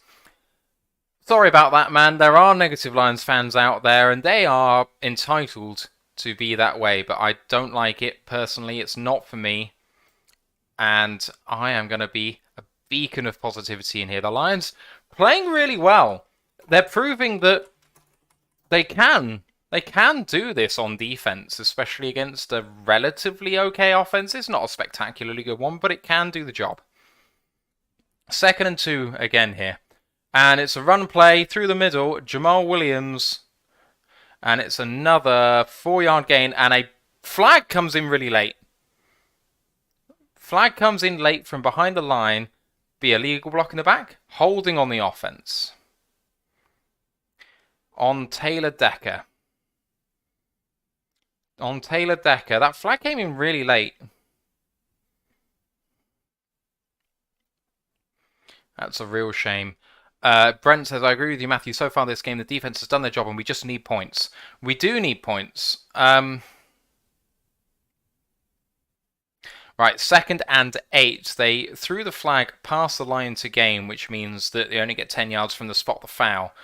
And a draw play from shotgun and driving forward maybe for a gain of 4, maybe 3. And it's going to be 3rd and 5. Drive killer, that flag, though. Need to convert here. 3rd and 3? I must have misseen that. I've just seen the worst split shirt Dallas and Detroit ever. There cannot be anyone who's a fan of those two teams. That does not exist. 3rd and 3. And a long 3. Reynolds coming back into the backfield.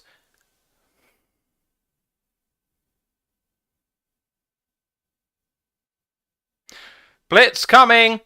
Parsons! And it's holding call. They've converted, but it's holding on the offense. It was clear.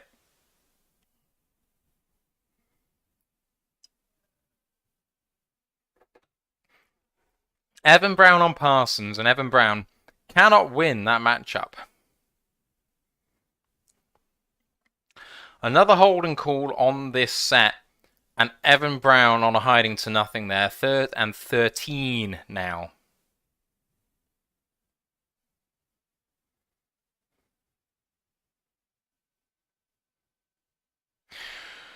Okay. Even though we lost 10 yards there and it was 3rd and 3, it's now 3rd and 14 according to the official thing. Alright.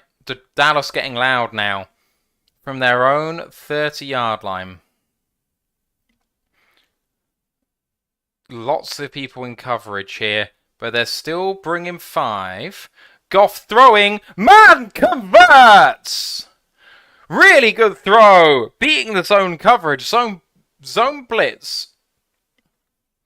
Good throw to Khalif Raymond. Sitting down in coverage. And a first down Detroit in midfield. Stopped on a dime and caught the ball. Well done, Goff, getting that in. Well done, Penei Sewell, for the block on Micah Parsons. Have to get one more play off before this quarter ends. 1st and 10 from the Detroit 49. Goff and running play up the middle for a gain of 1 up to midfield. Right, guys, end of the 3rd. Dallas 10-6, but Lions have the ball in midfield 2nd and 9. Let me know what your thoughts are so far. The defense has been a really big positive considering what we've seen so far this season. Especially Jeff Okudah, who I think they've actually been avoiding now, throwing the ball. I have much enjoyed that. Hutchinson has obviously come up big against an offensive line whose tackles have been good so far this season. Their interior has not been the best. We have seen some run stuffs. Pollard has broken out for one big one. Zeke has also, in the receiving game, broken out for a big one. But apart from that, the defense has been playing very well. They've beaten zone coverage a little bit, Dak. But apart from that, it's been really good. Burrow goes over for a touchdown, I think, for the Bengals. They are up 11. It is a touchdown. Touchdown Bengals, and that should see them win that game. I need to see how my fantasy matchups are doing. I have Joe Burrow, and he scored 35 points. That is delightful. Right.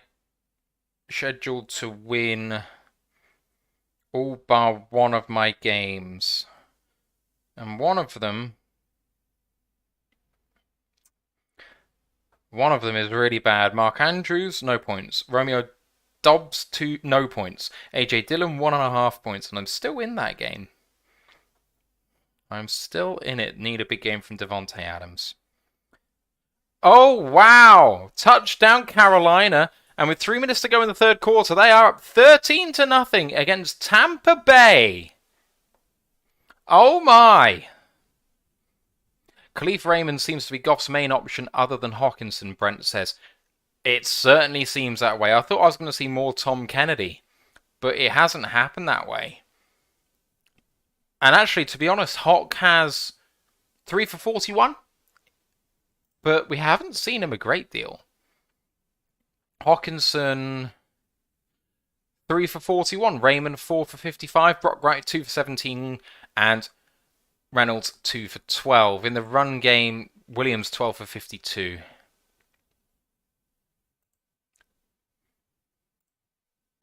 Start of the fourth quarter as we return to the AT&T Stadium in Arlington, Texas. And very, very level offenses so far. Both have 221 total offensive yards and a turnover each. It is time for the Lions to score, therefore. 2nd and 9. And a hole opened up there by TJ Hockenson. Nice pull.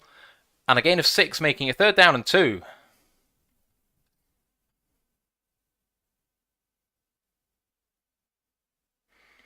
Third and 2. Williams now 13 for 59. That's a good return for him. 3rd down and 2. Just about on the Dallas side of the field. The Lions need to convert here. This is 4 down territory, I think.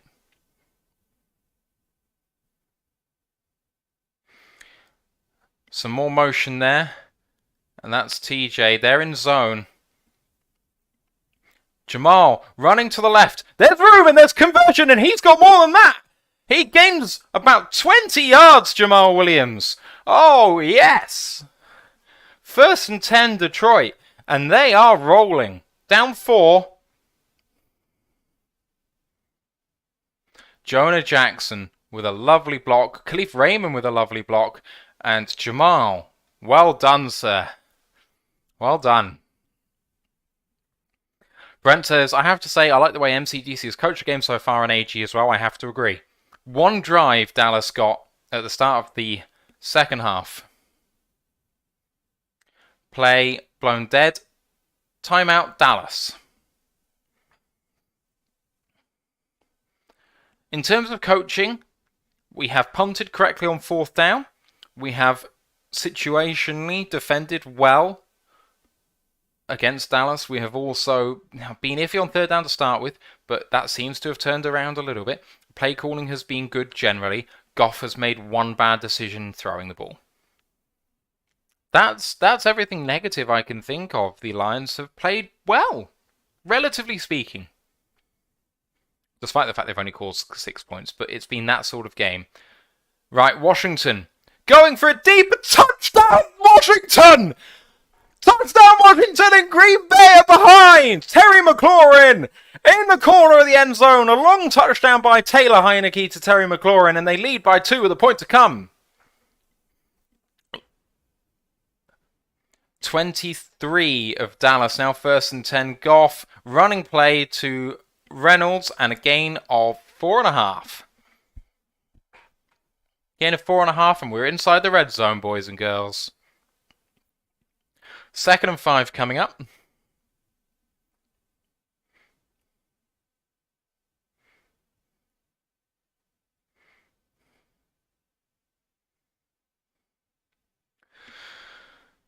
Washington Commanders lead Green Bay.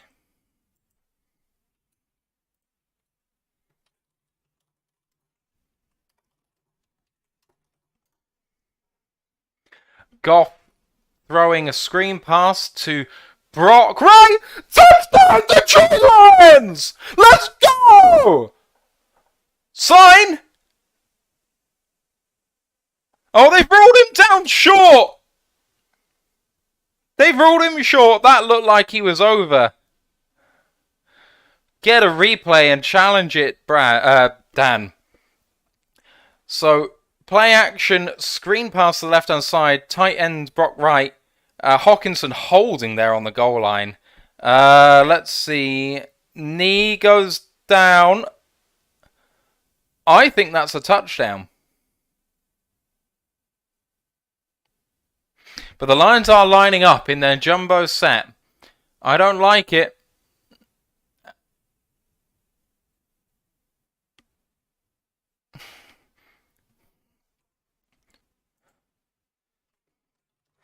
The Lions turn the ball over. Jamal Williams fumbles again, recovered at the 1. The Lions have turned the ball over. Fuck!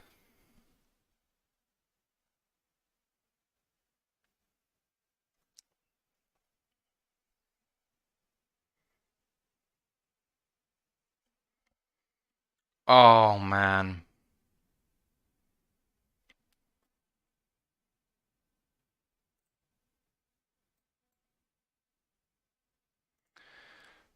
I think that was a touchdown, and I think they should have challenged. Oh, my God.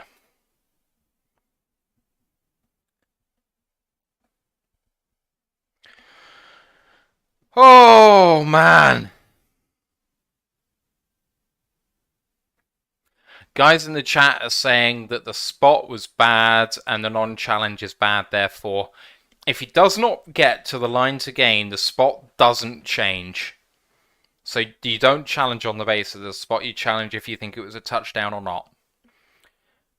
If it's a touchdown, it's a touchdown. If it's not a touchdown, they do not change your spot.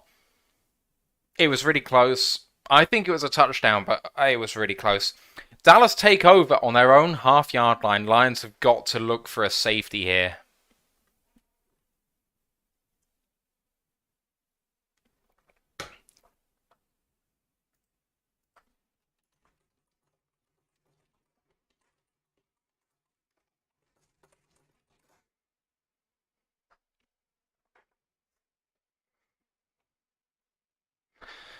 Oh, it hurts so bad.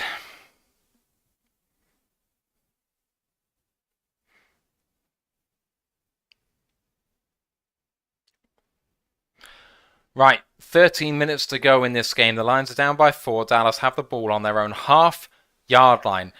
The Lions are still in a position here of relative strength. They've got to front up to the offense of Dallas and say, we're going to carry this on our back. And lead, as they have done by example all game. Hutchinson has to be attacking here and looking for a safety. Brent, there have been 2 turnovers today for the Lions and 1 for the Cowboys, but there's been an additional fumble by Jamal Williams, which was recovered by the offense. Oh man, Jamal's got to be hurting there. That sucks. But it was a bad play call. He got hit behind the line. Cowboys are running, and I almost got picked off in the end zone, but Pollard got there instead for a first down. Oh man. Oh man, that was close.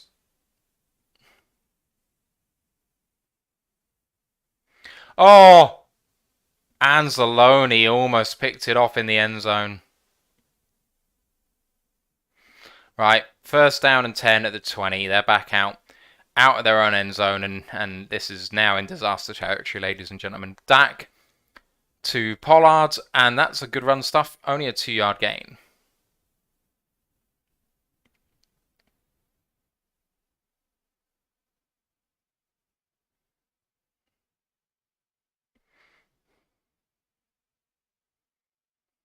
Right, that snapshot clearly shows him short.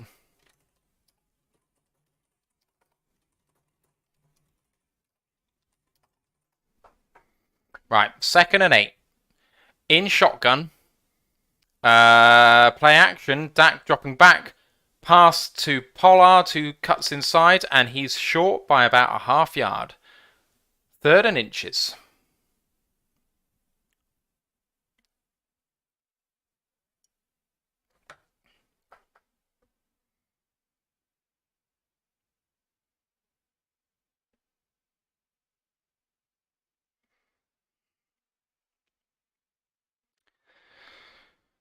Oh boy. 3.5 yards here. Heavy set, only one wide receiver. Dak flipping it outside. Anzalone, and he stopped short! What a play by Alex Anzalone!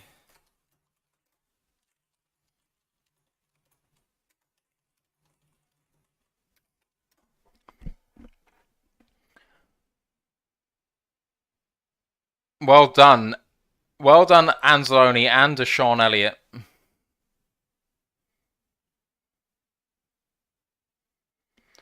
Well done. Lions make a stop, 4th and 1. Punt team should come out. 10 minutes to go.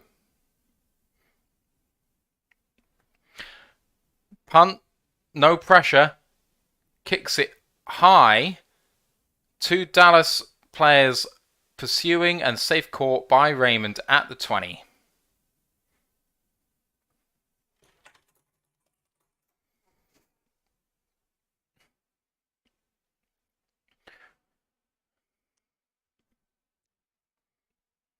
Defense standing up, and now 10 minutes to go, 4-point game. Lions need to proceed down the field again, but they've done it before. And every time they do it, they're leaving the Dallas defense on the field, getting tired. This is what we need to do, churn possession. Lions defense has been money today. How many punts? How many punts have Dallas had today? I'll tell you. Dallas have had 5 punts. 5! For 243 yards, Anger has had a really good day so far.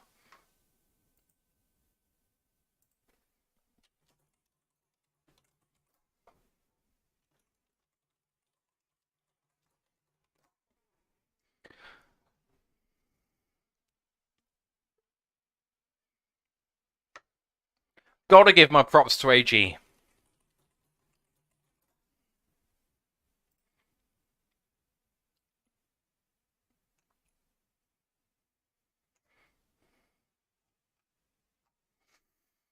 Oh boy, right, come on Jared. No bad decisions, come out firing, short game. Let's just proceed down the field and leave Dallas one possession to get it back.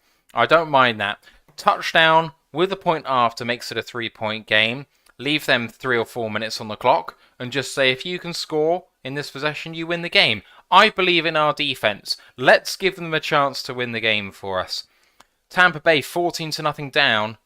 13:46 left in the game. 3rd and goal from the 8-yard line. Brady just looks off it. And Mike Evans shaken up on the play. Thank you everyone for being with me during this game. I appreciate it. I love watching it with friends, and I kind of feel like we're doing that right here. Brady dropping back on 3rd down and goal, eluding pressure, but throwing it into the ground. 4th down and goal. I think they're going to have to go for this. Right, Lions on their own 21. Completely changing formation, was under center, now splitting out to 5 wide.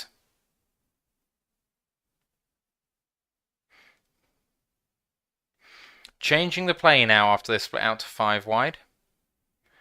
They are set, and they snap the ball.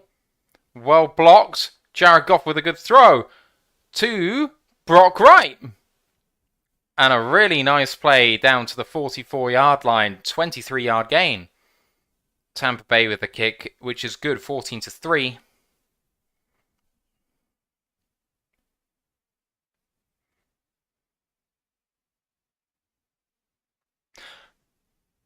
Completely busted coverage there for Wright.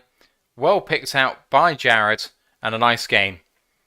1st down and 10, 9 minutes to go. At the Detroit 44.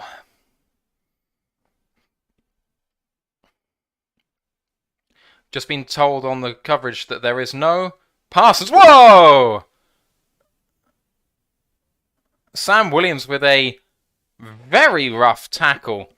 Had Decker calling for an unnecessary roughness penalty, and it certainly looked rough to me, but it was a live play, and I think it was absolutely fine.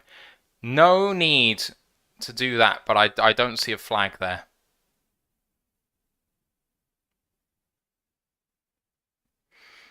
I've seen that called. Tackle for a loss, 2nd and 12. Trips to the right. Goff throws just... Goff got it off just before being sacked off the left-hand side, but incomplete. And 3rd and 12. Micah Parsons was out for that play. He beat Decker straight up.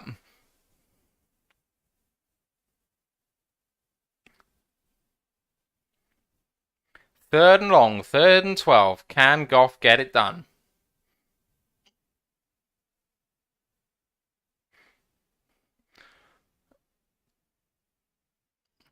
From the Lions, 42. Micah Parsons, left edge at the moment. Against Sewell and chipped. Throw! That did not... Goff intercepted.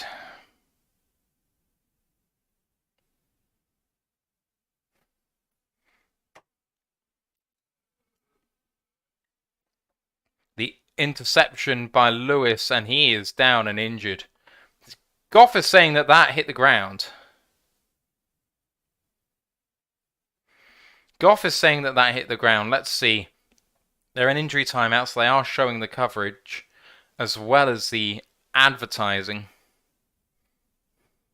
Got an eye on that and an eye on red zone. And that is a good interception.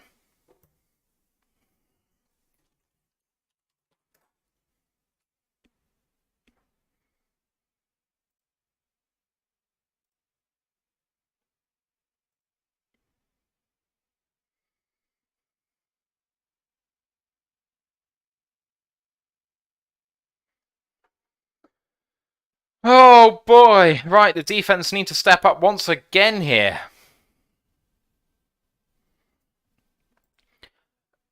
Detroit vs. Everyone says, and with the 3rd pick, the Lions select Alabama quarterback. I mean, if the Lions don't win games like this, they might be picking higher than 3rd. The Dallas DB is being helped off the field there. 10-6 game. Dallas have the ball. 8 minutes to go. They're not in scoring range. Oh, Tennessee fumble and Indy have the ball. 9-point game there. Tennessee did get a field goal, but 16-7 and they turned the ball over, which is exactly what they needed to do. Jordan Lewis, his 6th season out of Michigan.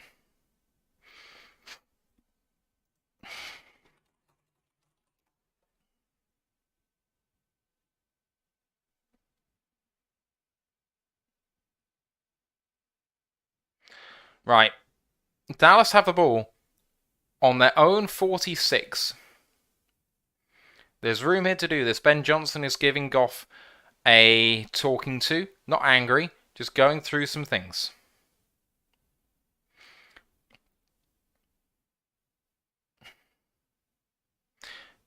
Lions coming out in 4-3.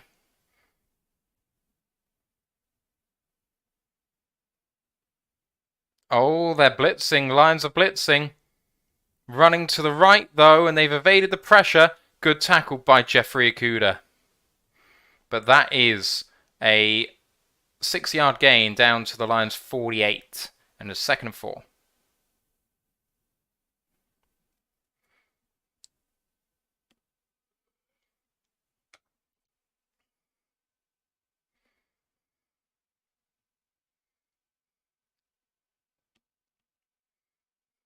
Right, 2nd and 4, just on the Lions side of the field. And fake handoff, and then handed it off. But only a half-yard gain for Zeke, and it's now 3rd and a long 3 or a short 4. And that was a really good tackle by Jeffrey Okudah. He has played lights out today. Oh, Washington are grinding out 1st downs against Green Bay, up 3 points. I love to see it.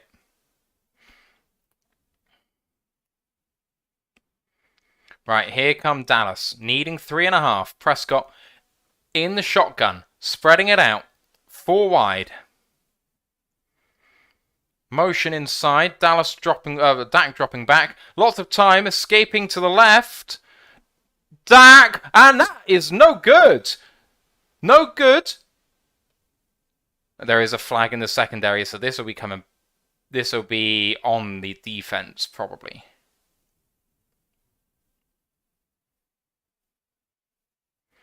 Holding on the defense, first down. Automatically, unfortunate for Alex Anzalone, so otherwise had a really good game.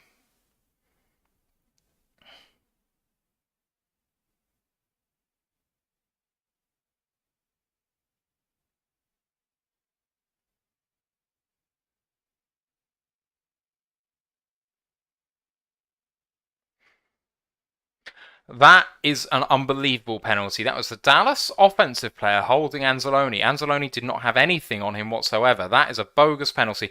Dak throwing, and that's over Dalton Schultz, 2nd and 10. 7 minutes to go. 7 minutes to go. Carolina looking good against Tampa, grinding out another first down.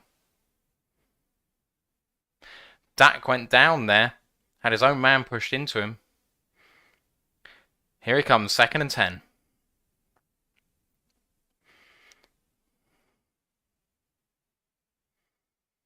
And running play up the middle, Pollard only gets 2. Only gets 2, 3rd down and 8, maybe 7.5.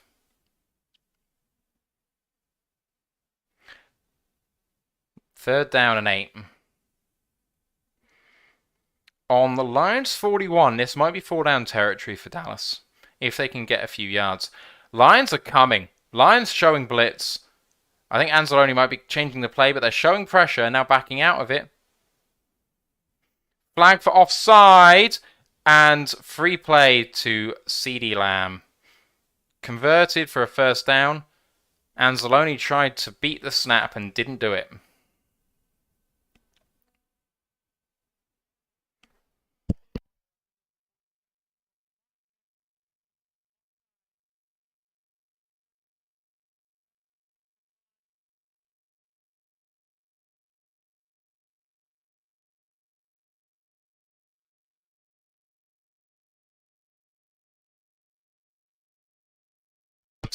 Well done for CeeDee Lamb sitting in front, behind the first line of defense, but in front of the second line.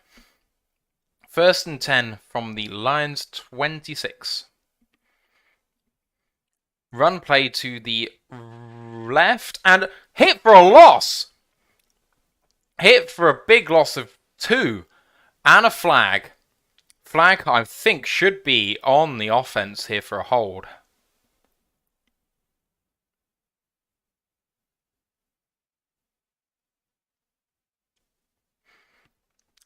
The holding play is accepted. Touchdown, Carolina! Oh my! PJ Walker having a day against Tom Brady, and that is going to ice that game, I think. Tommy Tremble.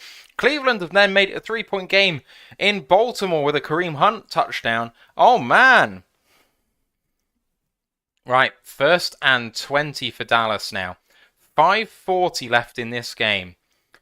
On the Lions 36. Play action. Dak. Good throw, good catch to Brown. At the 26-yard line, so 2nd and 10.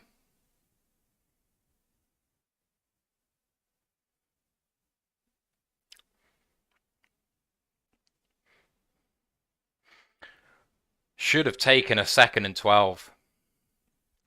5 minutes to go in field goal range. 2nd and 10.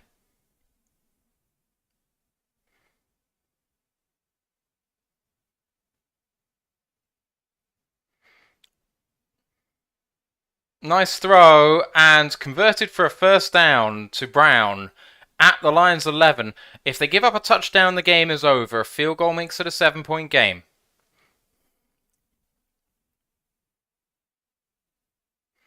Yeah, good play design by Dallas, and AJ Parker beaten there in coverage.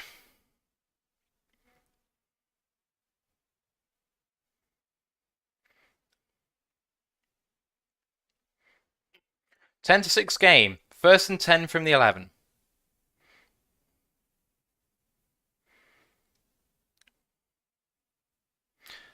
Play action. Dak running. Dak running. And a gain of maybe 2 on a keeper. 2nd and 8 from the 9. They are chewing clock.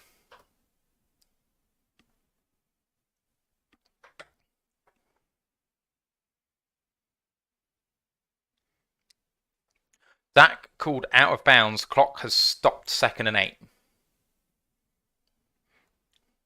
Cannot give up the touchdown here. The clock almost doesn't matter now they're within 10. Lions will get the ball back here. It just depends whether they're 7 down or whether they are 11 down.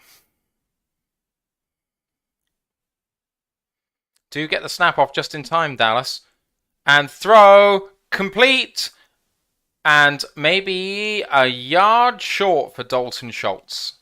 3rd and 1 from the 2.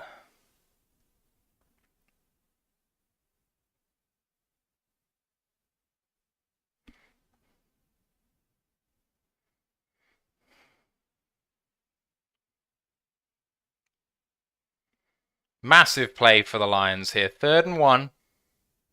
And they've been good on 3rd down so far, apart from at the goal line on 1st and goal from the 1.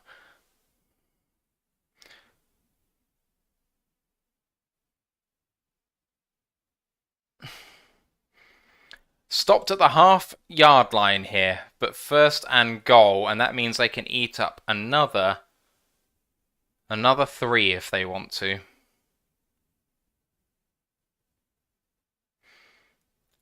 Aurier with the block there, but the ball game on the line here. The Lions scoreless in this second half. 1st and goal from the half-yard line. Dak under center, heavy set.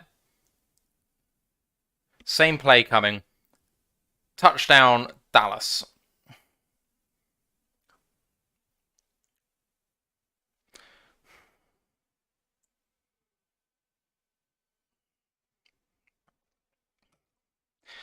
Washington can't complete that play on 3rd down and goal, which means they'll go for a field goal for a 6-point game.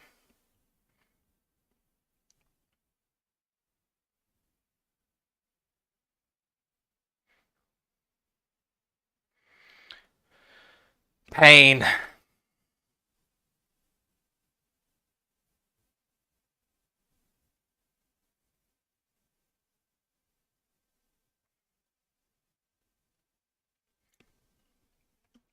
Right, point after try, 16-6, 2:46 left. It's not game, but it's very close. Point after is good. 17-6.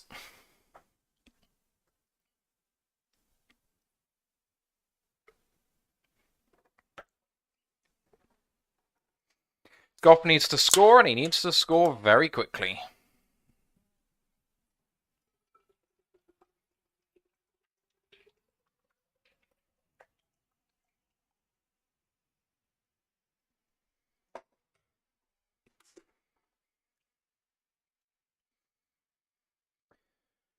Dak Prescott has not been good.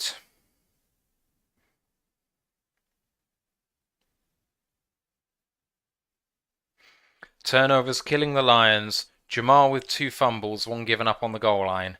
And a Goff. 2 interceptions by Goff. Really bad.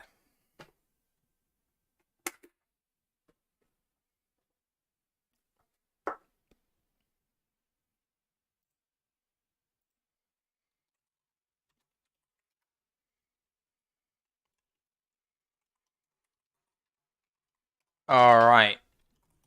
Kickoff out the back of the end zone. And it is a 1st down and 10 to Detroit. 2:46 left in this game. They really need to score without taking any timeouts. They've got the 2-minute warning. Or they need to take all their timeouts to score here and go for the onside kick. I prefer score quick. Keep your timeouts in your pocket. And then if you go for the onside kick and you don't succeed, you can still stop them and get the ball back. Jared Goff.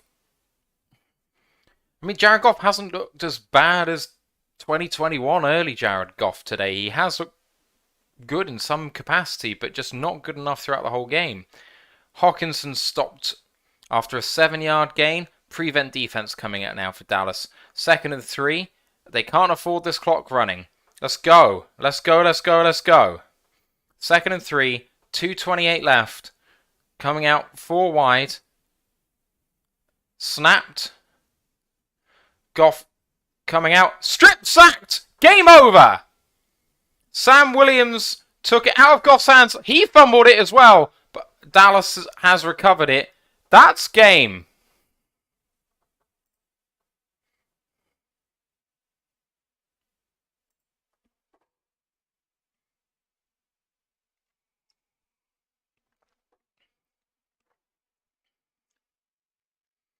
Sam Williams with his 2nd sack of the day.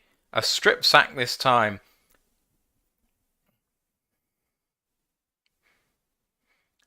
Jared Goff turned away from pressure, but Williams came away from the other side. Craig Reynolds forced the fumble, but there we go. 2:13 left in this game, 11-point game, and a chance for Dallas to stick more on this defense, and they don't deserve it. They do not deserve it, this defense, for the offense has not let them perform here.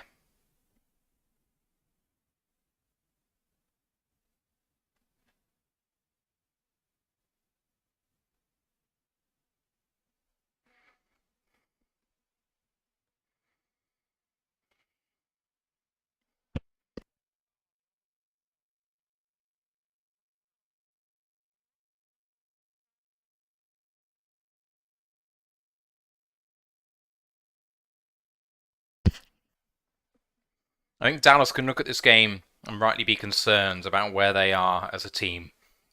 They all got a 5-2, and a win is a win in the NFL, but my God.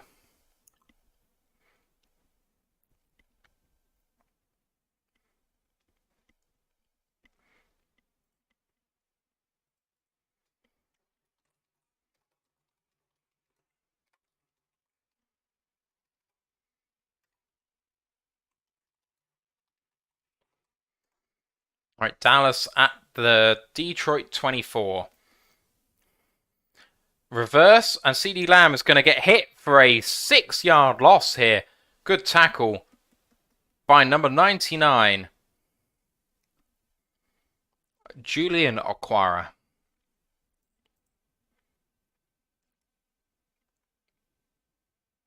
Kellen Moore with an odd call. Baltimore turn the ball over, and the Browns have a chance to win this game.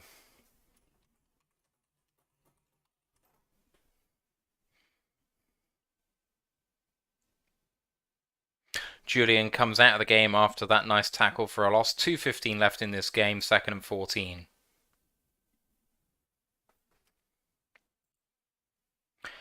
Brent, never mind did the defense not lose this game. The defense won this game. The defense won this game. The offense lost it. It's not that the defense gave us a chance. The defense did enough to allow us to win this game. Pollard running free, and a massive gainer down to the Detroit 2. That'll be the 2-minute warning. And my God, what happened there? Just running straight through the middle. Pollard now with almost 7 yards of carry. Jags are up by 4. Good throw. 1 quarter left for them, and Trevor Lawrence has done okay. Giants might be falling to their 2nd loss of the season here.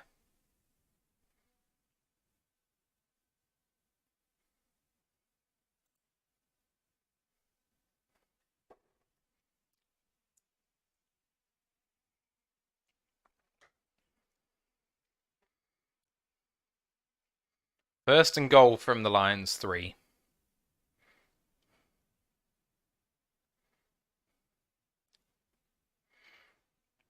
Zeke coming in again here. And patiently going forward for 1.5 yards. That's a 2-minute warning. And it's 2nd and goal from the 1.5. On behalf of my fantasy sides, I would love to see another Zeke touchdown at this point. The game is gone, and I'd like to run up some more points. Washington against Green Bay. Washington have run 26 more plays and have double the time of possession. Packers have 113 yards of offense in the 4th quarter now. 14 minutes to go.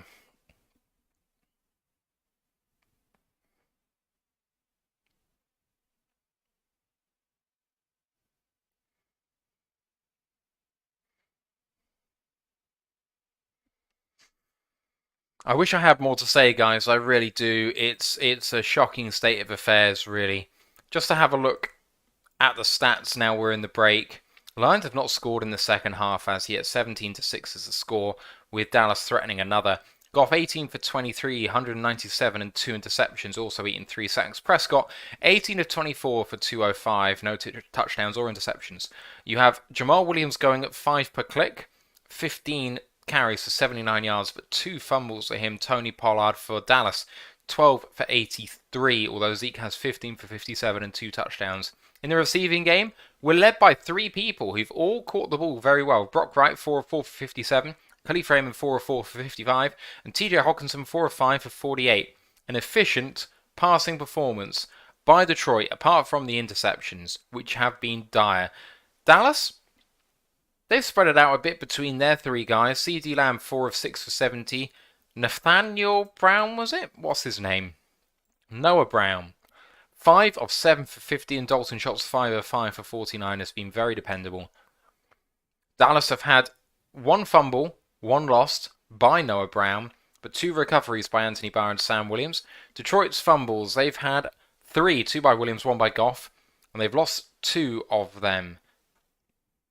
On defense, Jeff Okudah leads the team with 15 tackles, 12 of which solo to Sean Elliott, 9 of which 5 solo, both with a tackle for a loss, and Alex Anzalone 7, 4 of which solo and a half a sack. Aiden Hutchinson has 1.5 sacks on the day. Dallas led by Leighton Vander Esch, 10 of which 7 was solo, and Jaron Kearse 7 of which 6 was solo, and 3 sacks, 2 for Sam Williams, 1 of which was a strip sack, and Wilson. Interceptions, Dallas have 2, 1 by Trayvon Diggs and 1 by Lewis. Those are your stats. Points off turnovers, I'm not sure. Right, Dallas looking to put the game to bed. Play action. Touchdown for Dallas. Touchdown for Dak. And that is not Bunting, because it literally says Henderson on his back.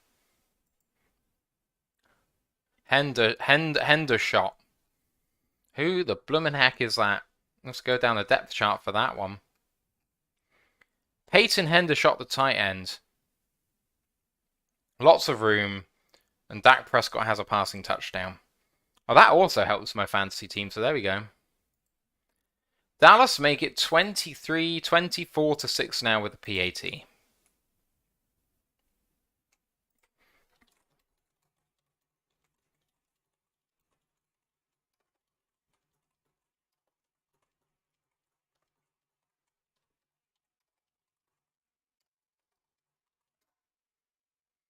Malcolm Rodriguez apparently has gone to the locker room early for Detroit.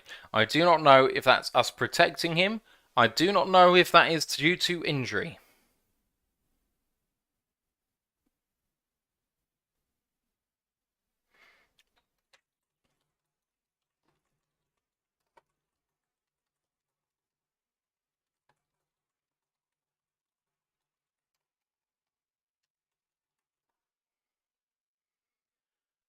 Lots of chatter in the group on Discord.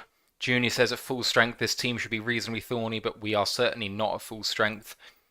At this juncture, with this team, with the given number of injuries, we've seen that the offense can move, and we've seen that the defense can stop people. There is no reason that they can't put it all together. Cleveland getting towards field goal range here. Nice throw and conversion for 3rd and 2 now. 2.5 minutes to go. I'm going to turn my attention towards red zone, really, just to finish off today.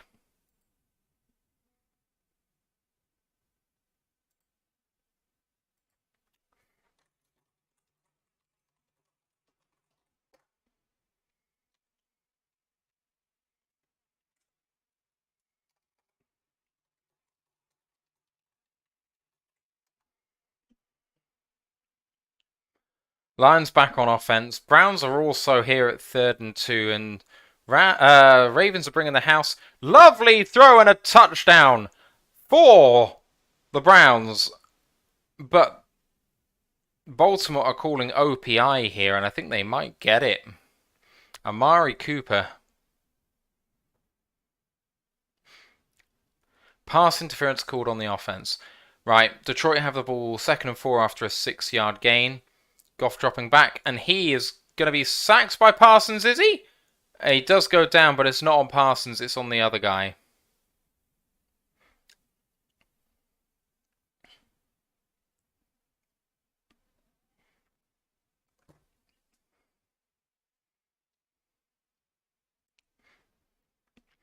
Oh, Trevor Lawrence went for a 4th and half yard and did not get there, and the Giants turn him over in a 4-point game and have a chance to go and win it. Browns on 3rd and 12 need to get into field goal range to tie the game with 2 minutes to go. Drops back and spins out of a sack. Can Jacoby Brissett get there? He doesn't convert for a first, but he does get enough yardage to put Cleveland Browns in position for the game-tying field goal.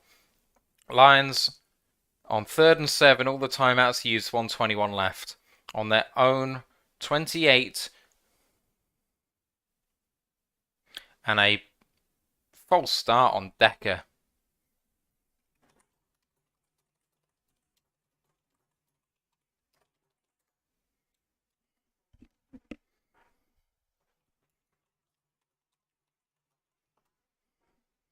.56-yard attempt for Cleveland to tie the game on 4th and 6. And that's a false start.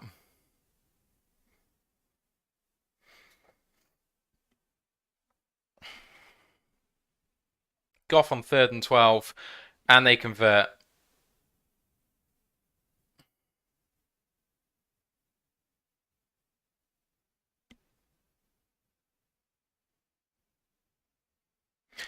Detroit snap the ball. Didn't look like they were set, but Goff throwing to the outside, and they do get out of bounds. Tom Kennedy.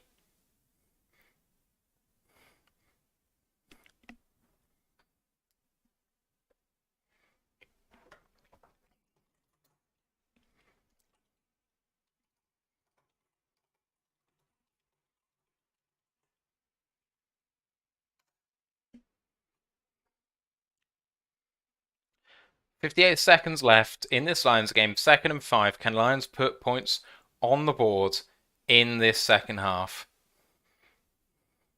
The score is no longer respectable. Oh, Goff is sacked and fumbled again. And then Dallas fumble the ball, but recover it again. DeMarcus Lawrence has it. Oh my God. That is the game victory formation for Dallas. What a rough state of affairs. Right, folks. I'm calling it there. I'm not going to watch the last few kneel downs. That is not worth it. And without company, I'm probably not going to call Red Zone to you guys either. Thank you for joining me throughout all of this. It is tough being a Lions fan sometimes. But you know what? As I always say, being a Lions fan... Oh, Cade York really doesn't do it. Yeah, I don't know what that was. Being a Lions fan is tough. It always has been. It has been 50 years. 70 years. 70? 60 years. The last title was in 1958. The last time that the Lions were relevant really was 2014. If it was easy being a Lions fan, we'd all be Patriots fans. Now, this doesn't say anything really, but your pain will not be forgotten. The sweat and tears that you expend following this team will not be forgiven or forgotten. You're a Lions fan for better or worse. And you will earn the sweetness of victory when this team becomes good. The pieces are there. Hutchinson with a great game today. Paschal with a great game today. Jeff Okudah with a fantastic game today. McNeil had a good game. Really, the whole of the defense did great. Kirby Joseph forcing that fumble late on in the first half. Excellent stuff. I hate it. I hate losing. I really do. It's hard.